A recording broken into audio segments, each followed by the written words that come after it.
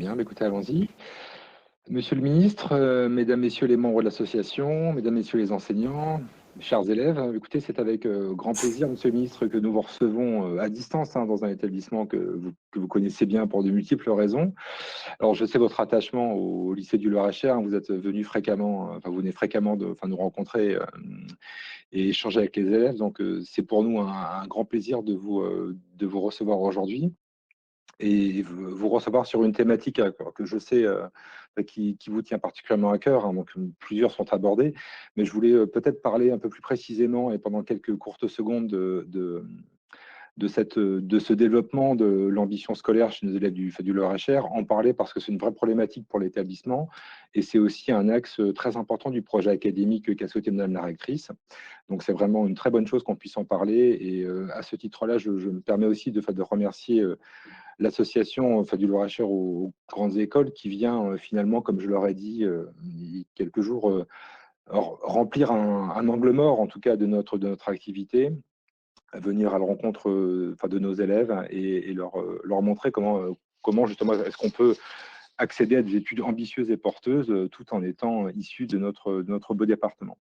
Donc, merci à vous. Je vais laisser la parole à Monsieur Boda, président de l'association, que je remercie également d'avoir pris contact avec nous et de nous avoir permis d'organiser cette rencontre et d'avoir la chance que vous puissiez venir échanger avec nos élèves. Redire très rapidement, vous avez en face de vous deux types d'élèves de grande catégorie.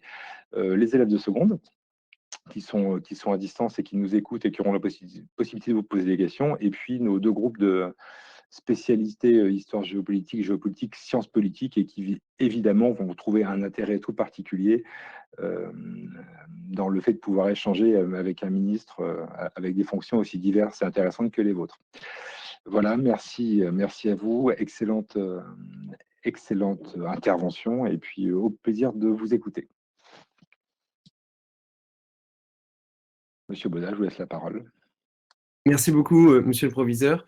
Et merci encore d'avoir été facilitateur pour la mise en place de cette rencontre et ouvert vos portes, si je puis dire, numériques du lycée Augustin-Thierry aujourd'hui, ainsi que monsieur Ventribou, votre proviseur adjoint. Bonjour à tous et toutes. Aujourd'hui, nous avons le plaisir, donc, en tant que double association, d'une part, de vous rencontrer, vous, lycéens, lycéennes, qui êtes nombreux à nous entendre aujourd'hui, avec qui nous allons interagir, et d'autre part, évidemment, d'accueillir Marc Fesneau, ministre chargé des relations avec le Parlement et de la participation citoyenne, qui nous fait l'honneur de sa présence. Bonjour, monsieur le ministre, et merci encore d'avoir accepté cette invitation. Alors, avant de vous donner la parole, monsieur le ministre, et débuter les échanges, je me permets de présenter très rapidement l'association, parce qu'on n'a pas eu l'occasion encore de rencontrer les lycéens, et également présenter les modalités de cette rencontre. Alors, je m'appelle Jean-Baptiste Baudat et je suis président de l'association du Loir-et-Cher aux grandes écoles, qui promeut l'égalité des chances dans les territoires ruraux. On a créé cette association il y a tout juste 2 mois entre jeunes Loir-et-Chériens qui sont récemment sortis d'études et avec un objectif simple aux lycéens ruraux de disposer d'informations sur les études supérieures pour réussir à se projeter, et comment, en réunissant autour de nous tous les anciens lycéens du 41, aujourd'hui étudiants dans le supérieur, diplômés, et qui acceptent de donner un peu de leur temps bénévolement pour conseiller les lycéens. Et ce sont ce qu'on appelle nos parrains et marraines. Et en 2 mois, nous en avons déjà 85 parrains et marraines. Ils sont avocats, substituts du procureur, ingénieurs, communicants, en études de médecine ou d'architecture ou de vétérinaire, etc. Et là, je m'adresse directement aux lycéens pour vous dire que ces parrains et marraines sont à votre disposition aujourd'hui déjà sur le site pour répondre à toutes vos questions sur l'orientation, le site du Loir-et-Cher aux grandes écoles. Vous avez peut-être d'ailleurs entendu parler de cette association, puisque Éline Bardot, que je présente en même temps, qui est notre secrétaire générale, est intervenue devant les classes de première de votre lycée il y a quelques semaines, et elle récidive aujourd'hui avec nous pour relayer vos questions écrites en fin d'échange. Alors, pour décrire un peu à présent de cette rencontre. D'abord, les échanges s'organiseront autour de questions préparées qui seront posées par quelques lycéens et lycéennes autour de différents thèmes, notamment la réforme du baccalauréat, la crise sanitaire ou les difficultés d'orientation pour les jeunes en territoires ruraux. Et ensuite, on passera à une phase de questions-réponses écrites et en direct. Et pour cela, on fonctionnera via la plateforme Menti. Donc, pour ceux qui ne sont pas très coutumiers de ce site, je vous invite, lycéens, à aller sur menti.com. Donc, vous pouvez peut-être voir la slide en ce moment et rentrer ce code 2045 espace 0131 2046 31. J'ai l'impression de faire du téléachat. Vous pouvez aussi directement flasher le code. Si vous avez une bonne visibilité sur le tableau avec vos téléphones, vous flashez le code avec votre appareil photo et ça vous emmènera directement sur le site. Et vous pourrez poser vos questions tout au long de l'intervention. Nous, on les recevra en privé, donc vous inquiétez pas, ça n'interférera pas avec l'intervention. C'est parfait. Et à présent, nous allons entendre le ministre que je présente très succinctement. Monsieur le ministre, vous êtes depuis le 16 octobre 2018 ministre délégué auprès du Premier ministre, chargé des relations avec le Parlement et de la participation citoyenne au sein du gouvernement. Et je trouve que vous êtes particulièrement bien placé pour parler aujourd'hui des opportunités du Loir-et-Cher quand on est jeune, parce que il me semble que vous avez débuté votre carrière professionnelle auprès de la Chambre d'agriculture de notre cher département de Loir-et-Cher, et vous avez été notamment maire de Marche-Noire, élu député de la première circonscription du Loir-et-Cher et président du groupe MoDem à l'Assemblée nationale avant d'occuper cette position ministérielle. Alors merci à vous de nous faire l'honneur de votre présence et je vous laisse vous présenter, peut-être ce que veut dire être ministre chargé des relations avec le Parlement et de la participation citoyenne avant qu'on passe ensuite aux premières questions orales. Merci beaucoup. D'abord, je voudrais saluer le proviseur et le proviseur adjoint et les remercier de leur accueil. Je suis très heureux d'être parmi vous. Vous saluez M. Boda, puis saluer toutes celles et ceux, lycéens et lycéennes, qui sont par l'entremise de la visio connectés avec nous et avec moi. Et je suis très heureux de pouvoir échanger avec vous sur des tas de sujets qui sont ou des sujets de préoccupation ou des sujets d'ordre plus général. Deux mots peut-être sur, ça fait prétentieux de le dire comme ça, sur mon parcours.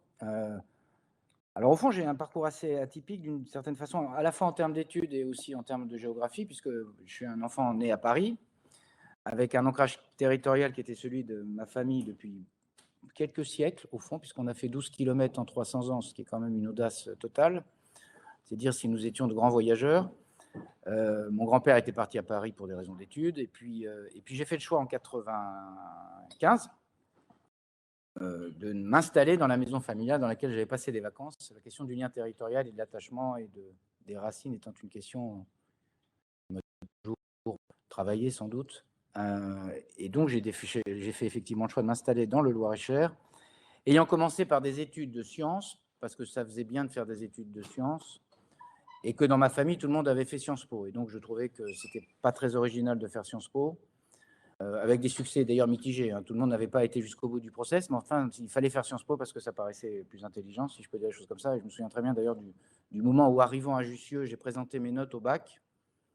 J'étais entre 5 et 7 en sciences, et tout ce qui m'avait fait avoir le bac, c'est pas une invitation pour ceux qui m'écoutent, mais tout ce qui m'avait permis d'avoir le bac, c'était toutes plutôt le volet littéraire, puisque j'avais plus de 15 partout pour le reste. Et à l'orientation, on m'avait dit, vous remontez 3 rues, vous allez à la Sorbonne et vous y serez heureux. Et évidemment, par souci d'entêtement, j'ai poursuivi dans les études de sciences et j'ai fait un DUG de sciences de la nature et de la vie. Arrivé en licence de biochimie, j'ai compris que là, j'avais atteint mon seuil de compétence et qu'il fallait que je fasse autre chose. Je me suis mis à travailler, déjà à l'époque, dans le monde agricole. C'est les premières fois où j'ai sillonné la France, c'est un peu un tropisme chez moi, ou un karma, je ne sais pas. Et donc, j'ai sillonné la France. Et puis, je me suis engagé à la fois en politique à l'époque à l'UDF, puis après, ça s'est poursuivi au MoDem. Et puis, j'avais envie vraiment d'être conseiller municipal de ma commune. Je n'avais pas envie d'être maire forcément immédiatement. Je n'avais pas envie de brûler les étapes. Et donc, je suis devenu maire, je suis devenu conseiller municipal en 95. C'était quand même déjà il y a 25 ans. C'est là que je vois que le temps a passé. Et puis après, c'est aussi des rencontres, et en particulier la rencontre avec Jacqueline Gouraud, que beaucoup d'entre vous connaissent dans le Loir-et-Cher, qui en 2001 est devenue sénatrice. Et on est toujours rattrapé par son destin familial, ou parfois un peu rattrapé, mais quand on a 30 ans, j'avais 30 ans en 2001, j'ai décidé de passer le concours d'entrée à Sciences Po, offert pour ceux qui avaient déjà une expérience professionnelle. Je passe les étapes parce que le reste des étapes, vous les avez évoquées. J'ai au fond gravi les échelons tranquillement avec une légère accélération, on va dire ça comme ça, à partir de 2017. Avec toujours la réflexion de savoir il faut toujours essayer d'aller un peu plus haut que ce qu'on pense, mais jamais trop haut par rapport à ce qu'on peut faire. Il faut toujours doser, il faut être ambitieux, c'est-à-dire faire plus que ce qu'on croit qu'on pourrait faire, mais il faut toujours le faire dans une temporalité. En tout cas, moi, c'est comme ça que j'ai toujours fonctionné, ça ne m'a pas nui. Je le dis parce qu'en 2017, il m'avait été proposé de rentrer au gouvernement et j'avais répondu non, et on m'avait dit pourquoi, j'avais dit parce que je ne le sens pas, ce qui est une drôle de réponse, vous pourrez peut-être trouver. Mais je ne me sentais pas prêt à exercer ces fonctions, si tant est qu'un jour on puisse être prêt à exercer ces fonctions. Ministère des Relations avec le Parlement et de la participation citoyenne. C'est un ministère un peu... Je ne croise personne qui me dit « je sais ce que vous faites ». C'est un ministère un peu mystérieux, un peu caché. Et au fond, ça n'est pas fait pour me déplaire. Il a plusieurs fonctions, ce ministère. J'invoquerai la participation citoyenne qui m'a été adjointe à partir du mois de juillet. Au fond, c'est un ministère qui est dans les rouages et la mécanique parlementaire et la mécanique politique du fonctionnement du gouvernement. Ça a été créé en 58, à partir de la révision constitutionnelle de 62 d'ailleurs. La volonté était de faciliter les relations entre le pouvoir exécutif, c'est-à-dire le gouvernement, et désormais gouvernement et président de la République, et le Parlement, pour faire en sorte que les mécanismes soient fluides, puisque les deux pouvoirs sont quand même théoriquement séparés, même si évidemment ils sont en interaction permanente, et donc il fallait quelqu'un qui soit entre les deux. Parfois un peu, d'ailleurs, entre le marteau et l'enclume, pour dire les choses très concrètement. Qu'est-ce que fait le ministre des Relations avec le Parlement? Il est chargé d'organiser l'ordre du jour. Alors ça paraît idiot d'organiser un calendrier, sauf que ça nécessite un peu de prospection, un peu de connaissance des textes, même beaucoup de connaissance des textes, parce que on est aujourd'hui sur le texte, sur le projet de loi constitutionnelle à l'Assemblée depuis 3 jours. C'est est-ce que ça va durer 3 jours? Est-ce que ça va durer 5 jours? Et donc, c'est une affaire d'horloge, parce que c'est une mécanique qui doit bien suivre, parce que ça va au Sénat ou à l'Assemblée en première lecture, puis après, ça repart dans l'autre chambre, et puis il faut qu'on vérifie qu'il y en a bien les délais, qu'on respecte le temps pour que les commissions puissent se réunir et travailler dans des conditions qui sont toujours trop rapides à mon goût, en tout cas pas complètement d'urgence absolue, sauf ce qu'on a vécu l'an dernier avec la crise sanitaire. Donc, je suis chargé d'organiser le calendrier parlementaire, avec toujours des sollicitations, en particulier en fin de quinquennat, de tous les collègues ministres qui me disent « tu n'aurais pas une petite place pour un petit texte ?» Et généralement, ça se termine par « non, je n'ai pas de petite place ». Je suis un peu comme le vieil oncle qui dit non sur table, qui n'est pas très aimable, ce qui fait de moi, ce que croient en tout cas les collègues, un être puissant, mais un être souvent qui dit non, en disant « on n'aura pas le temps de faire ça dans cette temporalité ». Ça nécessite aussi, alors c'est fait évidemment avec le Premier ministre, c'est pour ça que je suis ministre délégué auprès du Premier ministre. C'est évidemment un arbitrage qui se fait avec le Premier ministre, ses services et mon administration qui est très petite, puisqu'en fait, je n'ai pas d'administration, ma seule administration, c'est mon cabinet. J'avais 8 collaborateurs, le Premier ministre a fait le choix d'augmenter un peu le nombre, on est passé à 12. J'ai d'ailleurs pas pourvu tous les postes, pour tout vous dire, parce que je ne considérais pas qu'il fallait forcément, si j'en avais pas besoin, tout pourvoir en termes de postes. Donc, mon administration, elle est chargée en permanence de faire ça. La deuxième chose qu'elle fait, c'est qu'elle suit en continu les débats parlementaires, en commission ou en séance publique, ce que vous voyez parfois les uns et les autres à la télévision. Et donc, j'ai quelqu'un qui veille tout le temps, qui est dans les tribunes. Certains d'entre vous ont peut-être déjà visité l'Assemblée nationale, qui vérifie qu'il n'y a pas de débat trop violent, je veux dire. Évidemment, il faut du débat. Il n'y a pas de sujet où la majorité ferait un peu défaut. Il n'y a pas de escarmouche trop violente entre le gouvernement et les membres du Parlement, parce qu'il faut que le débat démocratique, moi je pense qu'il faut un débat démocratique puissant, qu'on ait des désaccords, mais ça peut se dire avec des mots qui ne soient pas des mots violents. Ce qui fait que moi j'ai tous les soirs à minuit ou 1 heure, ça dépend de la durée des débats, un compte-rendu de ce qui s'est passé dans la soirée, les amendements sur lesquels le gouvernement a été battu, les députés qui ont fait défaut. Alors ce n'est pas de la dénonciation, c'est juste après pour qu'on puisse comprendre et voir et ajuster le tir. Ce qui nécessite aussi au préalable qu'on ait des réunions avec les présidents des groupes de la majorité pour faire en sorte qu'on se cale un peu sur le dispositif. Pardon, je suis un peu long et je vais bientôt finir. Ça, c'est le premier élément. Il faut rendre les choses fluides. 2, je travaille avec la majorité, puisque moi, mon objectif, c'est que les textes soient votés et qu'ils soient votés dans de bonnes conditions. Ministre d'un gouvernement, il faut que la majorité essaye de s'aligner. Mais il faut quand même qu'il y ait du débat. Et donc, c'est toujours un travail de diplomatie parlementaire. Et puis, la deuxième chose auquel je veille depuis que je suis arrivé, c'est de respecter les oppositions.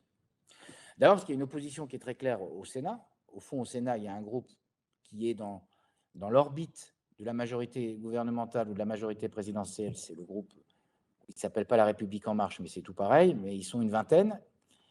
Ça veut dire qu'il y a plus de 300 sénateurs qui sont plutôt à gauche ou à droite en opposition avec le gouvernement. Mais il faut quand même travailler avec eux.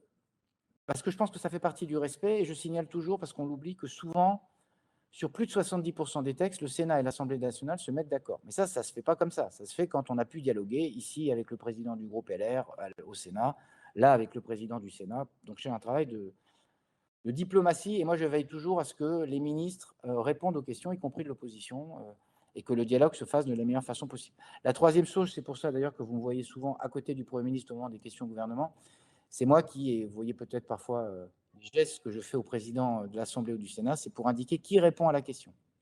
Les questions au gouvernement, c'est un exercice un peu théâtral, parfois, un peu médiatique, beaucoup, parce que c'est ce qui reste à la télé, en tout cas quand il y a un incident. Et donc, je suis chargé de ventiler auprès des collègues, bah, tu prends la question, et parfois au pied levé, parce qu'on n'a pas forcément toujours les questions. On imagine les thèmes, mais ce n'est pas forcément ça les choses les plus faciles à obtenir. Et donc, je suis là pour essayer aussi que les ministres répondent bien aux questions. Donc, c'est vraiment le travail d'interface entre gouvernement et Parlement, majorité et opposition. Et moi, j'essaie de veiller à ça. Puis, troisième sujet, on essaie de répondre aux questionnements individuels des parlementaires, qui peuvent être un ministre qui s'est déplacé, qui ne s'est pas très bien comporté, qui n'a pas invité le député, là aussi, ou le sénateur de la majorité ou de l'opposition. J'essaye aussi de faire en sorte que la responsabilité des ministres soit un peu plus éveillée sur un certain nombre de sujets qui sont des bonnes pratiques parlementaires, pour dire les choses. Et puis, dernier point, la participation citoyenne, c'est venu en juin 2020. C'était un peu une idée que j'avais eue, sans savoir que ce serait forcément moi qui serais au poste, si je peux dire. C'était une idée que j'avais eue parce que je considérais qu'au moment où on faisait monter la démocratie participative, il ne fallait pas qu'on ait un ministère de la démocratie participative et un de la démocratie, au fond, représentative, les parlementaires. Parce que si on avait ces deux ministères-là qui étaient séparés, on aurait immédiatement une guerre qui s'entretiendrait, qui s'organiserait entre les deux. Or, pour moi, la démocratie participative vient enrichir, appuyer la démocratie représentative, elle ne vient pas s'y substituer ou s'y opposer. Parce que sinon, là, on a un petit problème démocratique, mais vous aurez peut-être des questions sur le sujet, qui serait de dire, au fond, il n'y a plus besoin d'avoir de représentants, puisqu'il suffit de consulter les citoyens directement à toute occasion et en toute occasion pour que des décisions soient prises. Ce qui, à mon avis, serait une erreur historique, si je peux dire, sur ce sujet-là. Donc voilà, c'est le ministère de l'ombre. Je fais à peu près toutes les réunions interministérielles de la Terre. Je suis consulté sur tous les textes. Évidemment, moi, je le fais avec le regard que j'ai toujours essayé de regarder, c'est qu'est-ce que ça fait dans le Loir-et-Cher? Qu'est-ce que ça donnerait dans ma commune? Comment ça peut être perçu par les jeunes, par les étudiants, par les commerçants, c'est aussi l'atout que j'ai, je crois, c'est d'avoir une expérience assez longue désormais d'élu local, et puis de vivre, au fond, dans le Loir-et-Cher, et de vivre, je crois, à peu près normalement encore, ce qui permet quand même de pas toujours de sentir les choses très bien, parce qu'on est forcément un peu éloigné, mais en tout cas, au mieux. Je ne prétends pas que je sais toujours et que j'ai toujours perçu les difficultés que pouvaient rencontrer les uns ou les autres, mais ça a souvent été utile pour moi d'avoir ce lien territorial et de vivre là. Parce qu'au moins, je croise des gens normaux, comme on dit, et les gens normaux vous disent les choses qui ne vont pas. Parce que dans le monde politique, il y a beaucoup de gens qui vous flattent, et quand ils disent du mal de vous, ils le disent dans le dos. Donc il vaut mieux avoir des amis et des connaissances qui vous disent ça va, mais ça ne va pas. C'est des gens plus sincères. Le monde politique n'est pas un monde toujours hyper sincère. On va dire ça comme ça. Pardon d'avoir été un peu long, et j'espère avoir répondu à la question de à quoi ça sert. Merci beaucoup, c'est très clair. D'ailleurs, les RIM pour les lycéens sont les réunions interministérielles, puisqu'on a tendance... Pardon, c'est vrai. Je n'ai pas fait trop de jargon, mais c'est vrai que c'est les réunions interministérielles. Je vous laisse les expliquer d'ailleurs. On a tendance à que le gouvernement fonctionne directement, il est toujours en coordination, mais il y a besoin de cette coordination entre les administrations et qui se fait via les ministères. Donc, vous avez aussi ce rôle-là, exactement, de coordinateur. C'était très, très clair. Merci beaucoup et très complet. Merci de ces mots. On peut débuter avec les questions orales et le premier thème autour des réformes du baccalauréat. Pour ouvrir le bal, je crois qu'on avait 2 questions sur ce thème. Oui, monsieur le ministre, bonjour. Que nous apporte cette réforme du bac comme du lycée, avec notamment la fin des filières? On vous a peut-être pas très bien entendu, je ne sais pas si monsieur le ministre très bien entendu la question, qui était que nous apporte cette réforme du baccalauréat au lycée, avec notamment la fin des filières. Alors, j'essaie d'être polyvalent et donc de répondre à cette question, qui est une question évidemment éducation nationale. Quelle a été la volonté du président de la République? Parce que la volonté qui était, et la réforme est en début de mise en œuvre, et on verra ce que ça pourra produire. Là, on est sur la réforme du baccalauréat, donc lycée. On a d'autres réformes, on en parlera peut-être aux étapes précédentes la vie éducative. Mais sur la réforme du lycée, l'idée, c'était au fond de constater que les filières avaient un intérêt. Moi, j'ai été dans un bac filière, j'ai fait le bac S, puis le bac D, parce que c'était la voie, au fond, dont on disait qu'elle offrait le plus de perspectives. Mais au fond, c'était une voie scientifique et je n'étais peut-être pas fait pour entrer dans une voie scientifique. Sauf qu'on avait de mon temps, je parle un peu comme un vieux désormais, mais on avait de mon temps le sentiment que c'était par là qu'on arrivait à l'excellence, quand bien même on n'avait pas envie d'aller à la science. Ça, c'est un premier élément de réflexion. Deuxième élément de la réforme, c'est que, et moi je l'ai vécu, c'était on jouait tout acquis, tout double le jour des épreuves du bac qui étaient rassemblées à mon époque, c'était en 89, donc ça fait un peu loin pour vous, qui étaient rassemblées sur 3 jours. Et en fond, on jouait ce qui nous paraissait être notre avenir en 3 jours, enfin, bac français en première et en 3 jours au mois de juin l'année suivante. Et donc, il y avait quelque chose au fond d'injuste parce que il peut y avoir du stress, il peut y avoir des tas d'événements dans la vie qui font que ces 3 jours-là ou cette semaine-là ou ces semaines-là, on ait des difficultés. Et donc, il y avait une forme de... ça vous mettait à la merci d'un accident personnel ou d'un accident de conjoncture qui peut arriver dans la vie, qui fait que vous étiez à une pression et que vous vous plantiez complètement, alors que vous aviez été au cours de l'année peut-être meilleur que vous n'êtes le jour J. Et donc, il a été plutôt dit que la volonté, c'est d'ailleurs ce qui se passe dans la plupart des pays européens, qu'on passe plutôt en mode contrôle continu. Au fond, qu'une grande partie de la note finale et de l'accession au baccalauréat soit faite par voie de contrôle continu. Ça a un autre avantage, me semble-t-il, de ne pas faire ce que moi j'ai fait, c'est-à-dire que les 3 dernières semaines sont un cauchemar, ce qu'on appelait, ce que vous appelez peut-être encore le bachotage, c'est-à-dire que un peu jour et nuit avec l'énergie qu'on peut avoir à votre âge, on essaie de rattraper tout ce qu'on n'a pas eu le temps de faire dans l'année, alors que le contrôle continu permet d'avoir des points de révision, si je peux dire, me semble-t-il. Et j'étais pas un très bon élève, comme je vais essayer de vous expliquer d'ailleurs, mais j'en en fais pas vantardise, mais ça veut dire qu'on peut arriver à tout quand même. Ça permet quand même de se pousser soi-même à regarder les choses de manière continue. Troisième chose, l'idée, c'est aussi d'avoir un socle commun assez large qui permette de faire en sorte que vous soyez armés en tout état de cause pour ceux qui iront au concours, pour ceux qui iront à l'université ou pour ceux qui prendront d'autres voies. Au fond, de ne pas trop spécialiser, d'avoir un socle assez large de démarrage et puis par ailleurs de vous donner la possibilité d'exercer, de choisir des spécialités en première et en terminale, si j'ai bonne mémoire, qui vous permettent après de commencer à regarder les sujets qui vous intéressent. Mais c'est un mécanisme qui doit vous permettre petit à petit de vous orienter sans tout de suite vous enfermer dans une filière. Socle général, des spécialités qui vous permettent aussi d'ailleurs de regarder si ça vous plaît ou si ça ne vous plaît pas et de les faire évoluer. Puis, troisième point qui me paraît important, c'est le sujet de l'orientation. Parce qu'au fond, on est assez démunis. Moi, je l'ai vécu et j'imagine que les choses se sont quand même améliorées. Et je ne dis pas parce que c'est pas spécialement forcément sous ce gouvernement, mais globalement, il me semble que les choses se sont améliorées. C'est quand même que vous soyez mieux orientés sur les choix et que vous puissiez discuter assez librement de ce que vous avez envie de faire, ce que sont vos passions, vos envies, vos rêves, vos capacités, ce que vous percevez en tout cas de vos capacités, pour que vous ne retrouviez pas parfois par accident, pardon de l'expression, dans tel ou tel cursus post-bac, avec tout le risque qu'on sait qu'il y ait un échec au bout de 1 an ou de 2 ans et le sentiment d'échec, alors ça peut arriver, je vous mets à l'aise, ça m'est arrivé au fond, moi, dans mon parcours scientifique, mais après on peut rebondir. Mais quand même, c'est mieux de le faire les yeux ouverts et au moins d'essayer de vous orienter au mieux. Voilà ce à quoi ça doit servir, c'est mieux vous orienter, ne pas vous faire jouer en gros la vie du bac sur 3 jours, mais plutôt sur une forme de contrôle continu beaucoup plus assumée, et puis avoir un socle commun et en même temps la capacité à aller vers un peu plus de spécialité. Merci beaucoup. Je crois qu'on avait une autre question, d'ailleurs, toujours sur ce sujet de la réforme du baccalauréat.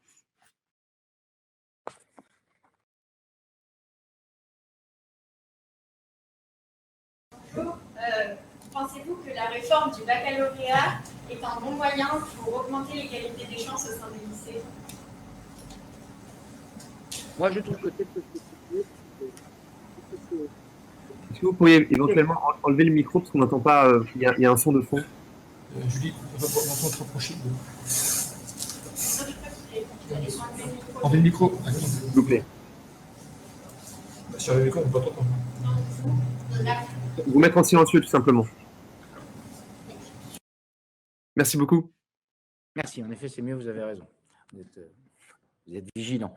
Moi, il me semble, quoi, ça permet et ça participe de l'égalité des chances. Alors, l'égalité des chances, d'abord, je pense que tout le monde bénéficie d'un socle commun dans le cursus secondaire. Moi, je trouve que ça permet à tous d'avoir une base commune et qu'au fond, que la culture, la philosophie, les sciences soient un peu plus partagées par tout le monde. Moi, je trouve que c'est un process d'égalité des chances parce que vous allez être confronté, au bon sens du terme peut-être, mais je vois bien que ça peut produire, et je le comprends assez volontiers aussi, des angoisses, au fait que les grandes transitions qui sont à l'œuvre vont faire que ça va être très rare d'avoir des gens qui rentrent à 20 ans dans une structure et une entreprise et qui, 40 ans plus tard, y sont encore.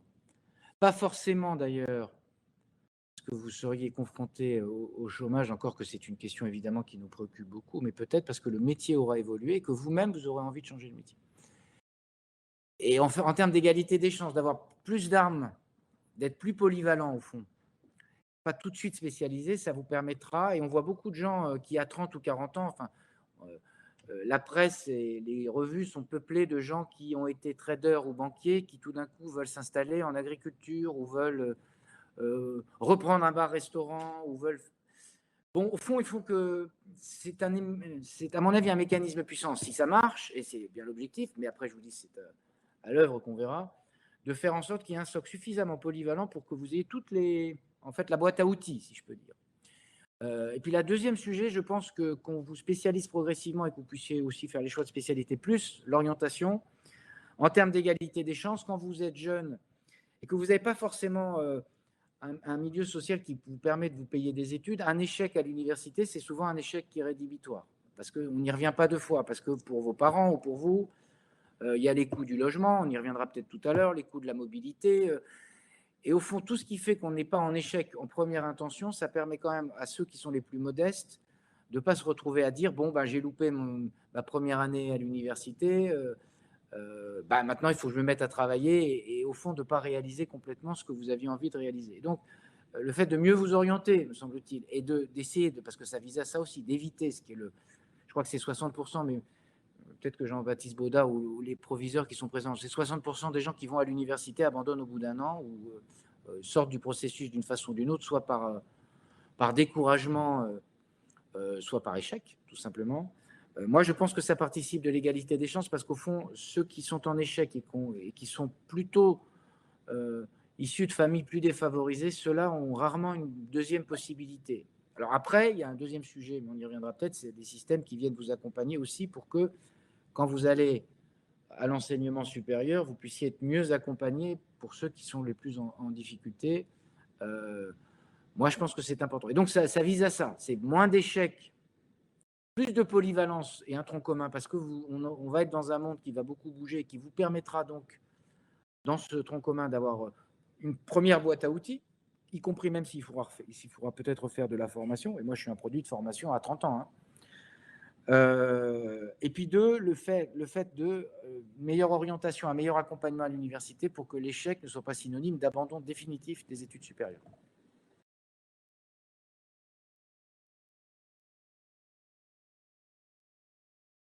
Alors aussi, nous nous demandions quelles solutions pourraient être apportées afin que le choix des universités du supérieur soit plus ouvert et donc moins sociologiquement ou géographiquement déterminé. J'ai un peu mal entendu la...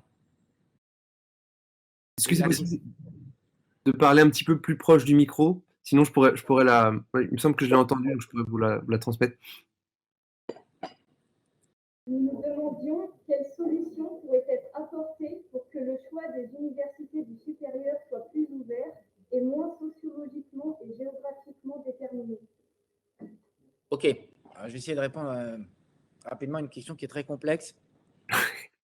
Honnêtement, très complexe. Parce que d'abord, objectivement, c'est vrai que les grandes universités sont très concentrées, objectivement très concentrées. Évidemment très concentrées en région parisienne, marginalement, même dans de grandes métropoles concentrées. Lyon, Marseille, Bordeaux. C'est pas très nouveau, hein. Montpellier, je crois que c'est la première faculté de France créée il y a plusieurs siècles. On était déjà dans un pôle urbain. Je ne sais pas si on peut lutter complètement, je ne vais pas vous raconter de sornettes et vous faire le bonimenteur de foire, mais je ne suis pas certain qu'on puisse aller contre ce mouvement-là, mais qui pose un problème dans des régions en particulier comme les nôtres, où au fond on a Tours-Orléans et après parfois des antennes, parfois des écoles d'ingénieurs, parfois telle ou telle structure de formation, mais au fond le seul choix que vous avez sans doute aujourd'hui et à date, c'est celui d'aller soit en région parisienne chercher la fac de vos rêves, si je peux dire ça comme ça, soit au fond d'y renoncer. Alors, il y a plusieurs choses. Je pense qu'il y a quand même, et y compris dans le monde de l'enseignement supérieur, je pense qu'il y a une culture à développer évidemment, c'est très élitiste cette affaire-là, hein, et ça produit évidemment de l'inégalité sociale puissante. Qu'on assume qu'il y ait des grandes universités à Paris, Lyon, Marseille, etc., moi, je n'y vois pas d'inconvénient. Après, qu'il y ait une forme de responsabilité du corps enseignant universitaire d'aller aussi vers les territoires. Il y en a qui le font d'ailleurs, qui sont parfois enseignants à Paris et parfois enseignants dans une autre université. C'est-à-dire qu'ils apportent ce qui est leur expérience, leur expertise dans d'autres universités que dans celles dans lesquelles ils exercent principalement. Ça me paraît une première voie. Deuxièmement, il faut qu'on travaille monde de l'éducation, collectivités locales, parce que les régions peuvent jouer un rôle dans ce domaine, à essayer de renforcer un certain nombre de pôles, peut-être pas sur tous les sujets, mais de spécialiser sur quelques sujets où il y aurait une forme d'excellence quelque part en région. Troisièmement, il faut assumer le fait aussi, on y reviendra peut-être tout à l'heure sur les questions de mobilité, que sans doute il faut de la mobilité pour faire ces études. Ça n'est pas nouveau, c'est l'histoire de l'humanité au fond. Les livres sont peuplés de grands écrivains qui vous expliquent qu'ils sont partis de chez eux pour aller faire leurs études, et souvent d'ailleurs au fond faire le tour du monde au passage, dans telle université. C'est pas nouveau qu'on voyage, on n'a pas attendu forcément Erasmus, sauf que c'était une toute petite élite, mais qui voyageait pour aller se former. Au fond, on passait d'une fac italienne à une fac française, parfois à une fac allemande. C'est des temps antédiluviens, si je peux dire. Et donc il faut en tout cas donc renforcer le tissu, faire venir des enseignants qui sont dans les grandes facultés réputées ou les grandes écoles réputées, pour que vous puissiez trouver qu'il n'y ait pas une forme de deux niveaux, si je peux dire, que vous puissiez trouver aussi l'excellence dans les universités qui sont celles de nos territoires et de notre région. Travailler avec les collectivités locales, peut-être pour essayer de spécialiser, d'assumer des spécialisations et d'y mettre le paquet en termes de moyens. Et puis, 3, d'assumer aussi le fait et la part des choses qui est qu'il faut une forme de mobilité. La seule chose à laquelle il faut veiller, c'est que la mobilité ne soit pas un frein. C'est-à-dire qu'il faut, par sans doute un dialogue entre régions, je pense sur les questions de transport, sans doute par des systèmes de bourse, on essaye de pousser ces systèmes-là, faire en sorte que tous ceux qui veulent y accéder puissent y accéder. Parce que sinon, effectivement, par la géographie, vous sélectionnez et vous reproduisez le schéma social, si je peux dire. Et donc ça, c'est à ça qu'il faut essayer de face à ça qu'il faut essayer de batailler pour faire en sorte qu'on trouve la solution. Mais c'est une panoplie de sujets. Je ne vous vends pas du rêve, je le sais assez volontiers. J'essaie de conjuguer du réalisme et quand même une forme d'utopie ou de rêve qui est celui que, au fond, le système universitaire se sent dépositaire d'une volonté dans tous les territoires, de permettre à chacun d'y accéder, ou que ceux qui sont dans les territoires et qui doivent se déplacer puissent le faire, quel que soit leur milieu d'origine.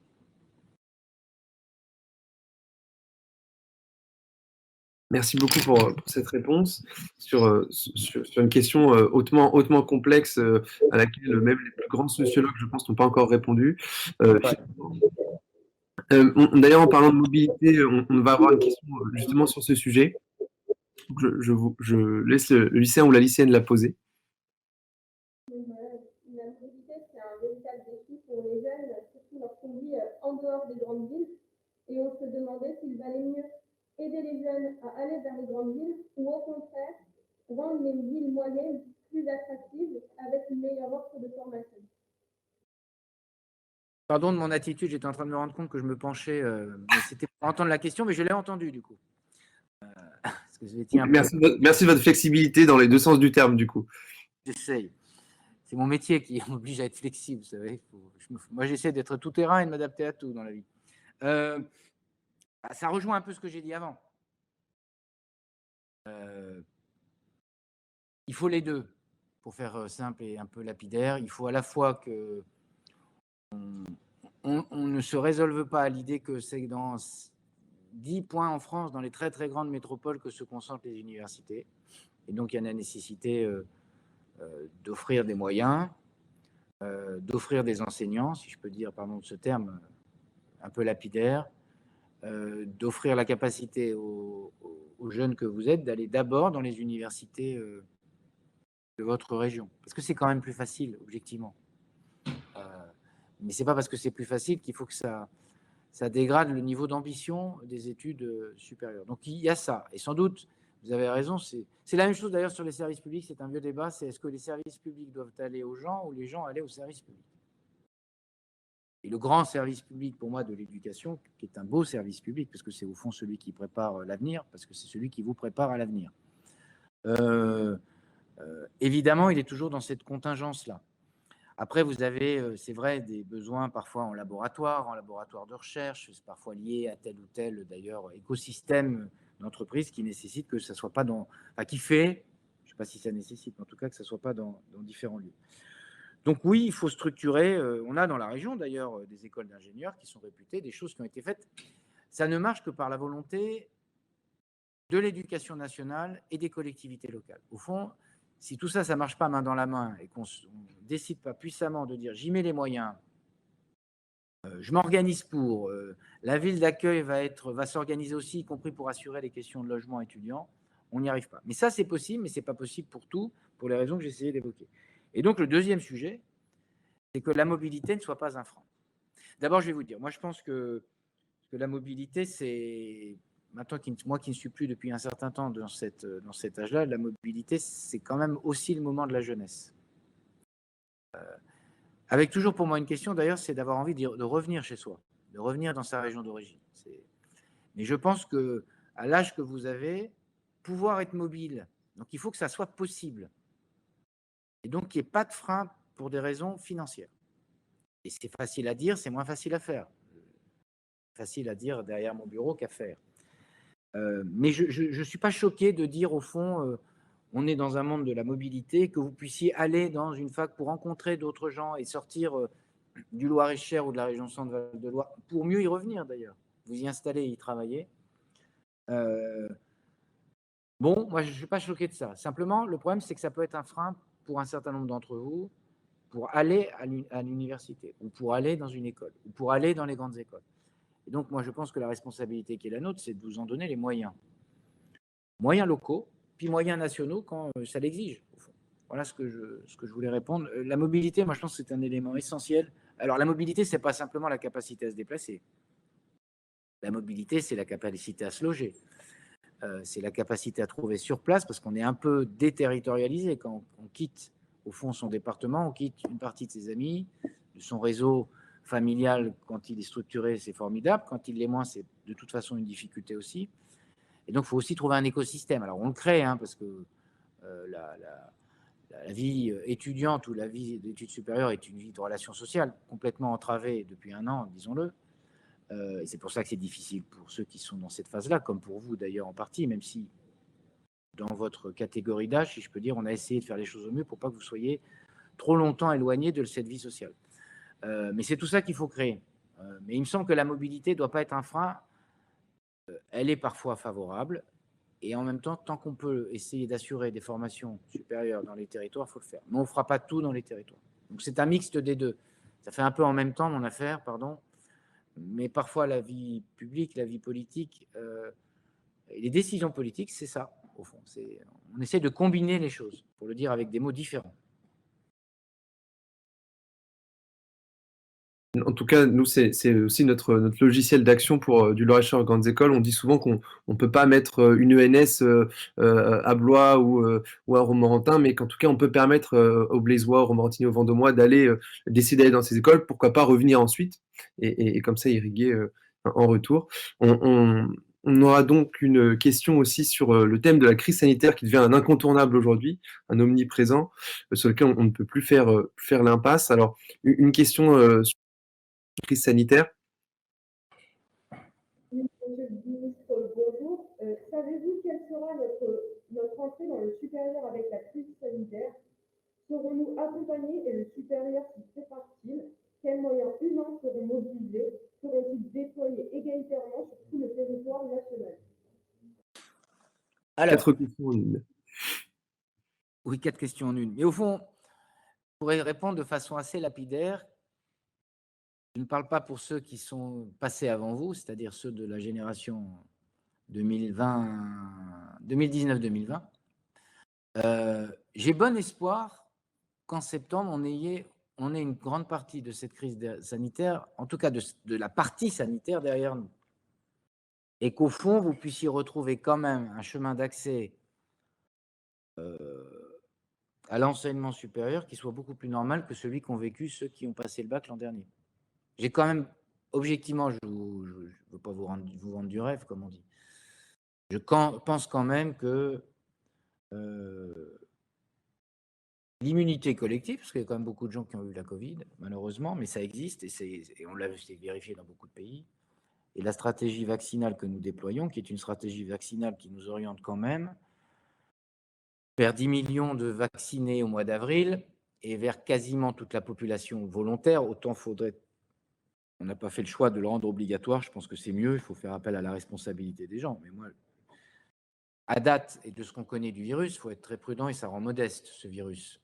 Je rappelle que nous allons, on ne va pas le célébrer, mais on va, je ne sais pas quel terme employer, il y aura bientôt 1 an qu'on a connu le premier confinement. Et qui a été très difficile pour les étudiants qui étaient en études l'an dernier. Ça, c'était entre mars et juin. Et qui a été très difficile pour ceux qui, comme vous, comme vous allez avoir votre bac au mois de juin, tout le malheur que je vous souhaite, et donc tout le bonheur que je vous souhaite, mais qui, à la rentrée, se sont retrouvés un peu à commencer la fac et après complètement isolés et complètement, au fond, sans les mécanismes habituels de la fac. Donc, j'ai quand même bon espoir, mais je vais essayer de compléter un tout petit peu, qu'en septembre, nous ayons ce sujet grandement derrière nous, qui facilitera les choses pour vous.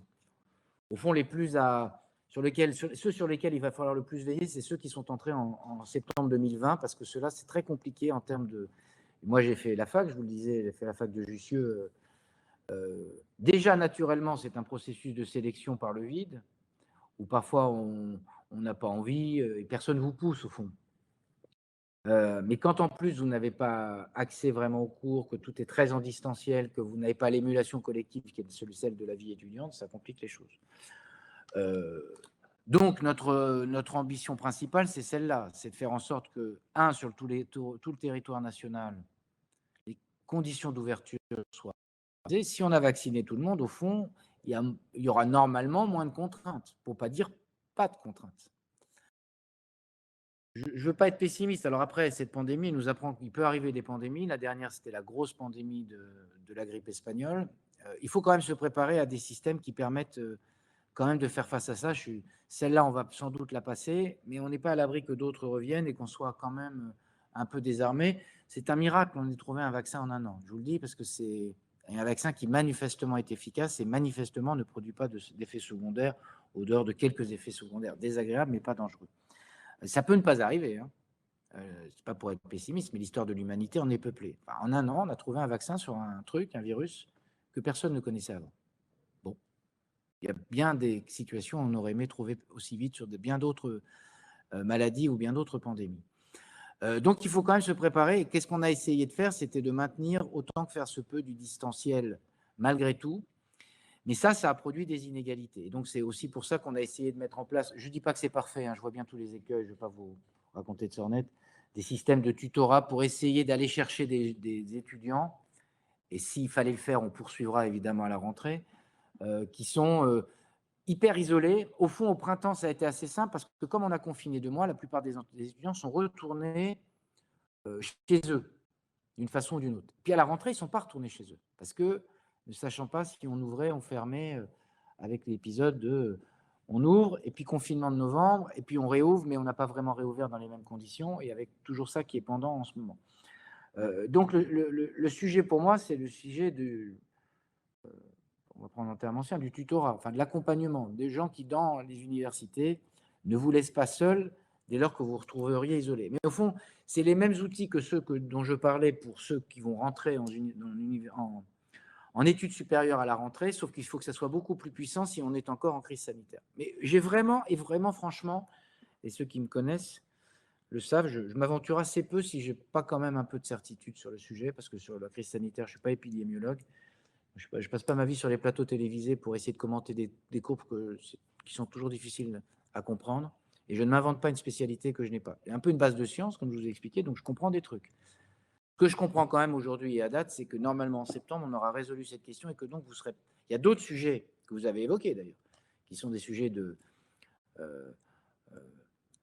défaillance du système et de fait que l'égalité des chances n'est pas au rendez-vous. Mais cette inégalité des chances qui est montée très en puissance au moment de la crise sanitaire, je pense, sera largement derrière nous. J'aurais pu parler aussi de tous ceux qui, pour payer leurs études, occupaient des emplois et ce qu'on appelle des petits boulots. Même si j'aime pas la terminologie, ce qui est d'autant plus courageux quand on fait des études. Là aussi, ça a été très impactant. Peut-être que là, il y aura une petite vigilance. Est-ce que c'est par le système des bourses ou pour inciter les entreprises à renforcer un peu, parce qu'on voit bien qu'on va devant aussi avoir une crise économique et sociale, donc les entreprises recruteront peut-être moins.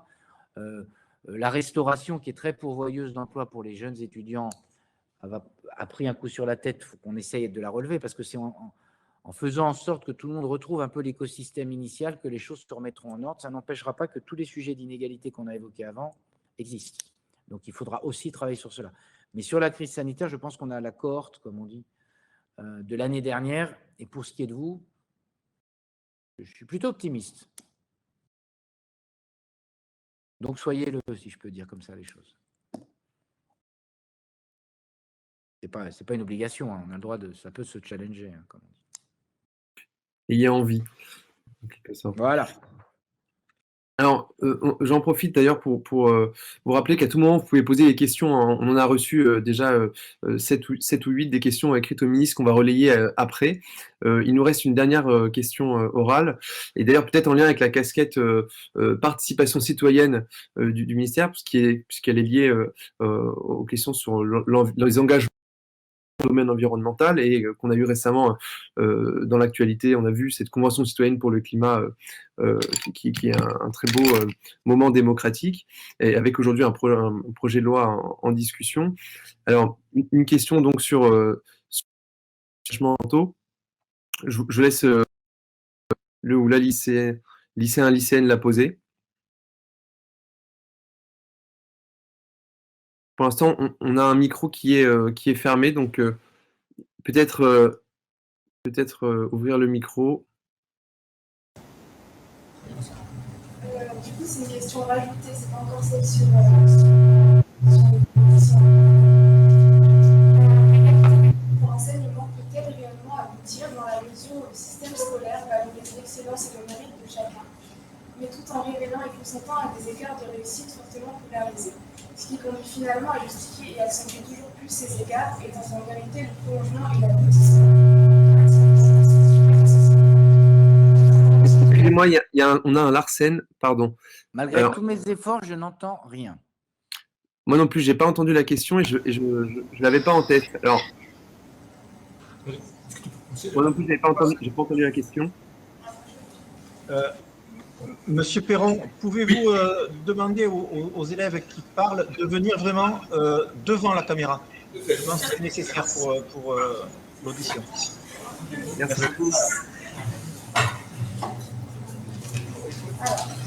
Les contraintes du direct. Allons-y. Pas grave. Pas grave.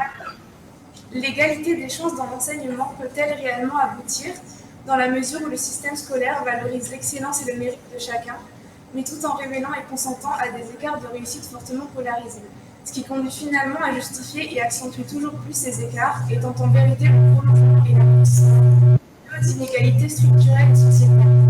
Ne faudrait-il donc pas avant tout s'attarder sur les inégalités sociales, économiques, culturelles, spatiales et académiques, avant d'étendre et de maintenir un système de méritocratie qui ne paraît finalement pas compatible avec une égalité des chances? Vous avez 3 heures pour répondre. C'est un peu un texte, c'est un sujet pour le bac, ça. Vous êtes dur. Oui, vous avez raison.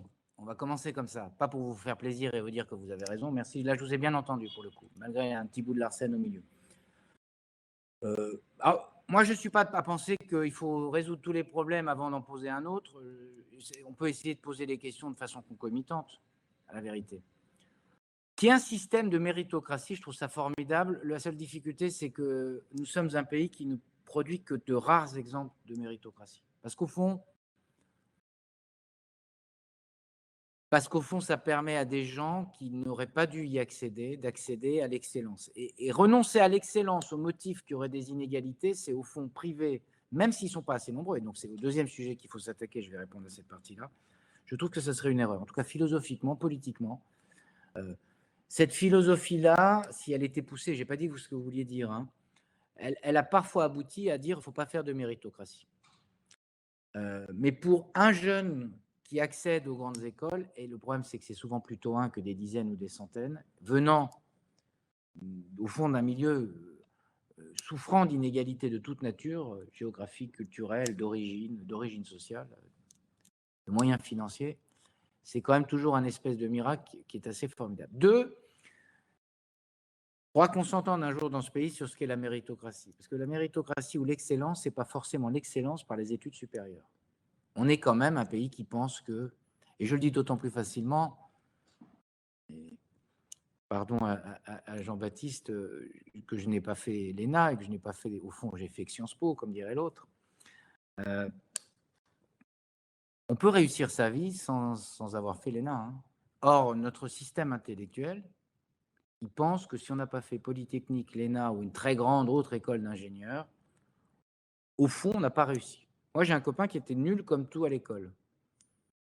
Après quelques redoublements successifs, quelqu'un l'a orienté vers la pâtisserie. Puis il est devenu champion du monde de pâtisserie. Au fond, il a largement aussi bien réussi que moi. Hein. Il a juste trouvé une voie d'excellence qui n'était pas une voie d'excellence des parcours supérieurs. Or, le système de valeurs, il trouve qu'un meilleur ouvrier de France menuisier, ça ne vaut pas le meilleur conseiller d'État de France. Et je le dis parce que je ne vis qu'avec des conseillers d'État, des gens de la Cour des comptes. Je suis à peu près le seul cabinet qui n'est pas un énarque dans son cabinet. Ce n'est pas par volonté, je ne fais pas non plus d'ostracisme, je le dis en plaisantant. Mais il faut tout pour faire un monde. Et au fond, quelqu'un c'est formidable de regarder. Et je ne le dis pas pour faire plaisir. Ce copain avec qui je suis toujours en lien, quand vous êtes champion du monde du pâtisserie, vous êtes quand même l'excellence de l'excellence, en plus sur un sujet français qui est formidable. Et donc, il faut aussi qu'on sorte de ça. Mais là aussi, c'est de la méritocratie, au fond. Hein. Ce n'est pas la méritocratie au sens... c'est sauf qu'il faut lui donner la voix et qu'il faut lui donner sa voix. Et la troisième chose qui rejoint ce que vous avez dit, c'est... et c'est pour ça qu'on développe des parcours d'excellence, qu'on essaie de développer les facs, les accompagnements d'excellence, les places dans un certain nombre d'écoles d'excellence, parce que là aussi, c'est comme les affaires de parité. Si on ne force pas le trait, le système, il reproduit le système. C'est comme ça. C'est la vie. C'est malheureux. Et donc, il faut un peu taper le système. Parce que si on ne le tape pas, on n'en serait pas là en termes de parité si on n'avait pas fait des lois. Et on n'arrivera pas à lever les contraintes sociales, géographiques, toutes les inégalités qui se reproduisent. Parce que le plus simple pour un système, c'est de se reproduire à l'identique. Parce que ça ne bouleverse rien. Et donc, il faut être hyper proactif. C'est pour ça que le président de la République, encore récemment, a indiqué, il est très soucieux, lui, de l'idée de l'émancipation. Mais la méritocratie et l'émancipation, c'est quand on donne à chacun la chance de pouvoir y accéder. Moi, tout le monde ne peut pas être danseur à l'opéra, tout le monde ne peut pas être, comment dirais-je, champion du monde de pâtisserie, et tout le monde ne peut pas être major de Polytechnique, puisque par nature, un major, il n'y en a qu'un, je crois. je crois qu'ils peuvent être doubles, en fait. Enfin bref, peu importe le détail. Mais il faut que tout le monde trouve sa place et puisse se réaliser. Et au fond, le seul truc ou le seul sujet sur lequel moi je pense qu'il faut qu'on bataille tous, et vous avez raison de batailler vous en particulier, c'est que personne ne puisse passer à côté de ce qui était un talent pour des raisons d'origine. Et on est loin de la main, hein. On est loin du compte. Les inégalités sont hyper puissantes. Et ceux qui racontent que ça serait comme ça, c'est pas vrai, parce que quand vous rentrez à la maison et que vous avez des parents qui eux-mêmes n'ont pas eu de formation supérieure et que vous venez leur poser des sujets de maths, de philo ou autres, et qui sont un peu embêtés de vous répondre, d'abord, eux, ça les met dans une situation où ils se sentent un peu dévalorisés. Et ils ont tort, parce qu'au fond, c'est vos parents et ils essaient de vous éduquer autrement que par la connaissance, mais simplement par les valeurs qu'ils vous apportent. Et les valeurs, ça compte beaucoup dans la vie, moi, je trouve. Et donc, le système reproduit le système, avec une forme d'autocensure. J'y arriverai pas parce que je ne suis pas du bon endroit et au fond du bon milieu pour y arriver. La seule chose qu'on a à faire, nous, c'est de faire en sorte que, psychologiquement, si je peux dire, qu'on envoie les messages de « c'est possible ». Et pour que ce soit possible, on va essayer de vous y aider. On va essayer de renforcer les mécanismes. Renforcer les voies d'excellence, c'est aussi principalement faire en sorte que ce ne soit pas que les gens des beaux quartiers qui y accèdent. Et c'est vrai que quand vous regardez la sociologie, elle reproduit quand même le système. C'est quand même beaucoup plus simple quand vous êtes issu de ces milieux-là de, comment dirais-je, de faire en sorte que vous puissiez y accéder. Mais Jean-Baptiste Boda produirait sans doute un témoignage beaucoup plus, comment dirais-je, convaincant que le mien sur ce sujet-là, puisque lui, il a un parcours, d'une certaine façon.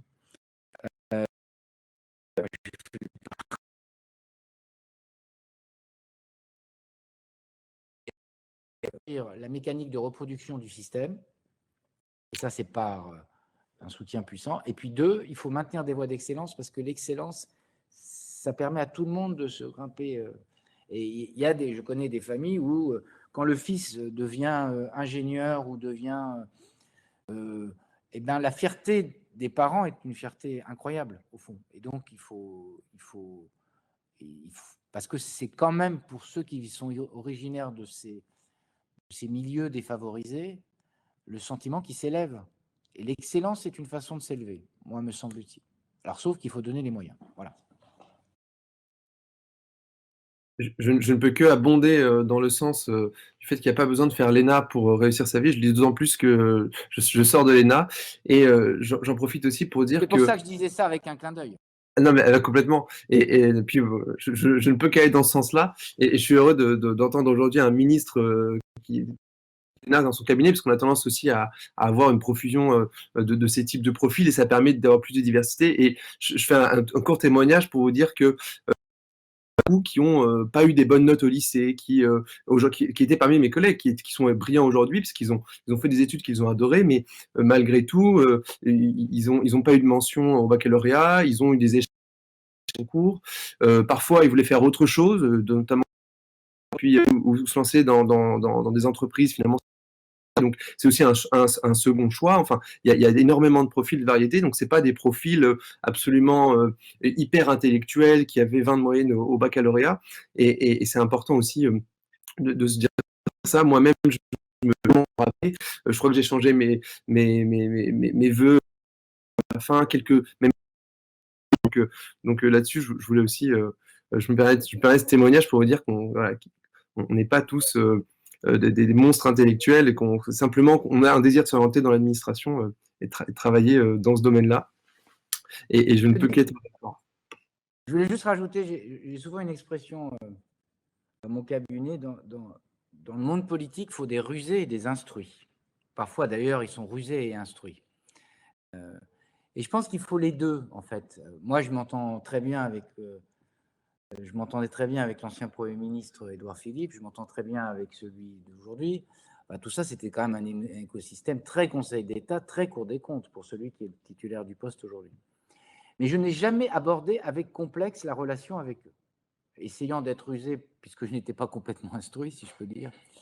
Mais il ne faut jamais avoir de complexe dans la vie. Et c'est un message que je vous adresse au passage, parce que Les études ne sont pas un tout. L'intelligence, ce n'est pas les études seulement. Les études, c'est un moyen de révéler ou de réaliser vos attentes ou vos rêves. Mais l'important, c'est l'intelligence de situation, ce que j'appelle aussi la ruse, mais pas au mauvais sens du terme, pas pour truquer. La ruse au sens, peut être malin aussi, quoi, dans la vie. Et moi, j'aurais dû être complètement, je veux dire, j'ai fait des tas de réunions interministérielles avec que des gens qui sont beaucoup plus diplômés que moi, et j'aurais pu rentrer dans le match en disant je suis beaucoup plus bête qu'eux. Mais c'est absolument de la littérature, ça n'existe pas. Et quand vous portez ce complexe, d'abord les autres le voient, et donc peuvent en abuser. Mais quand vous y allez en disant moi, je sens les choses comme ça, je pense les choses comme ça, je ferai les choses comme ça. Je crois pouvoir dire que j'ai toujours été assez crédible dans l'écosystème dans lequel je travaille, qui est un système de reproduction hyper élitiste, hein, pour autant.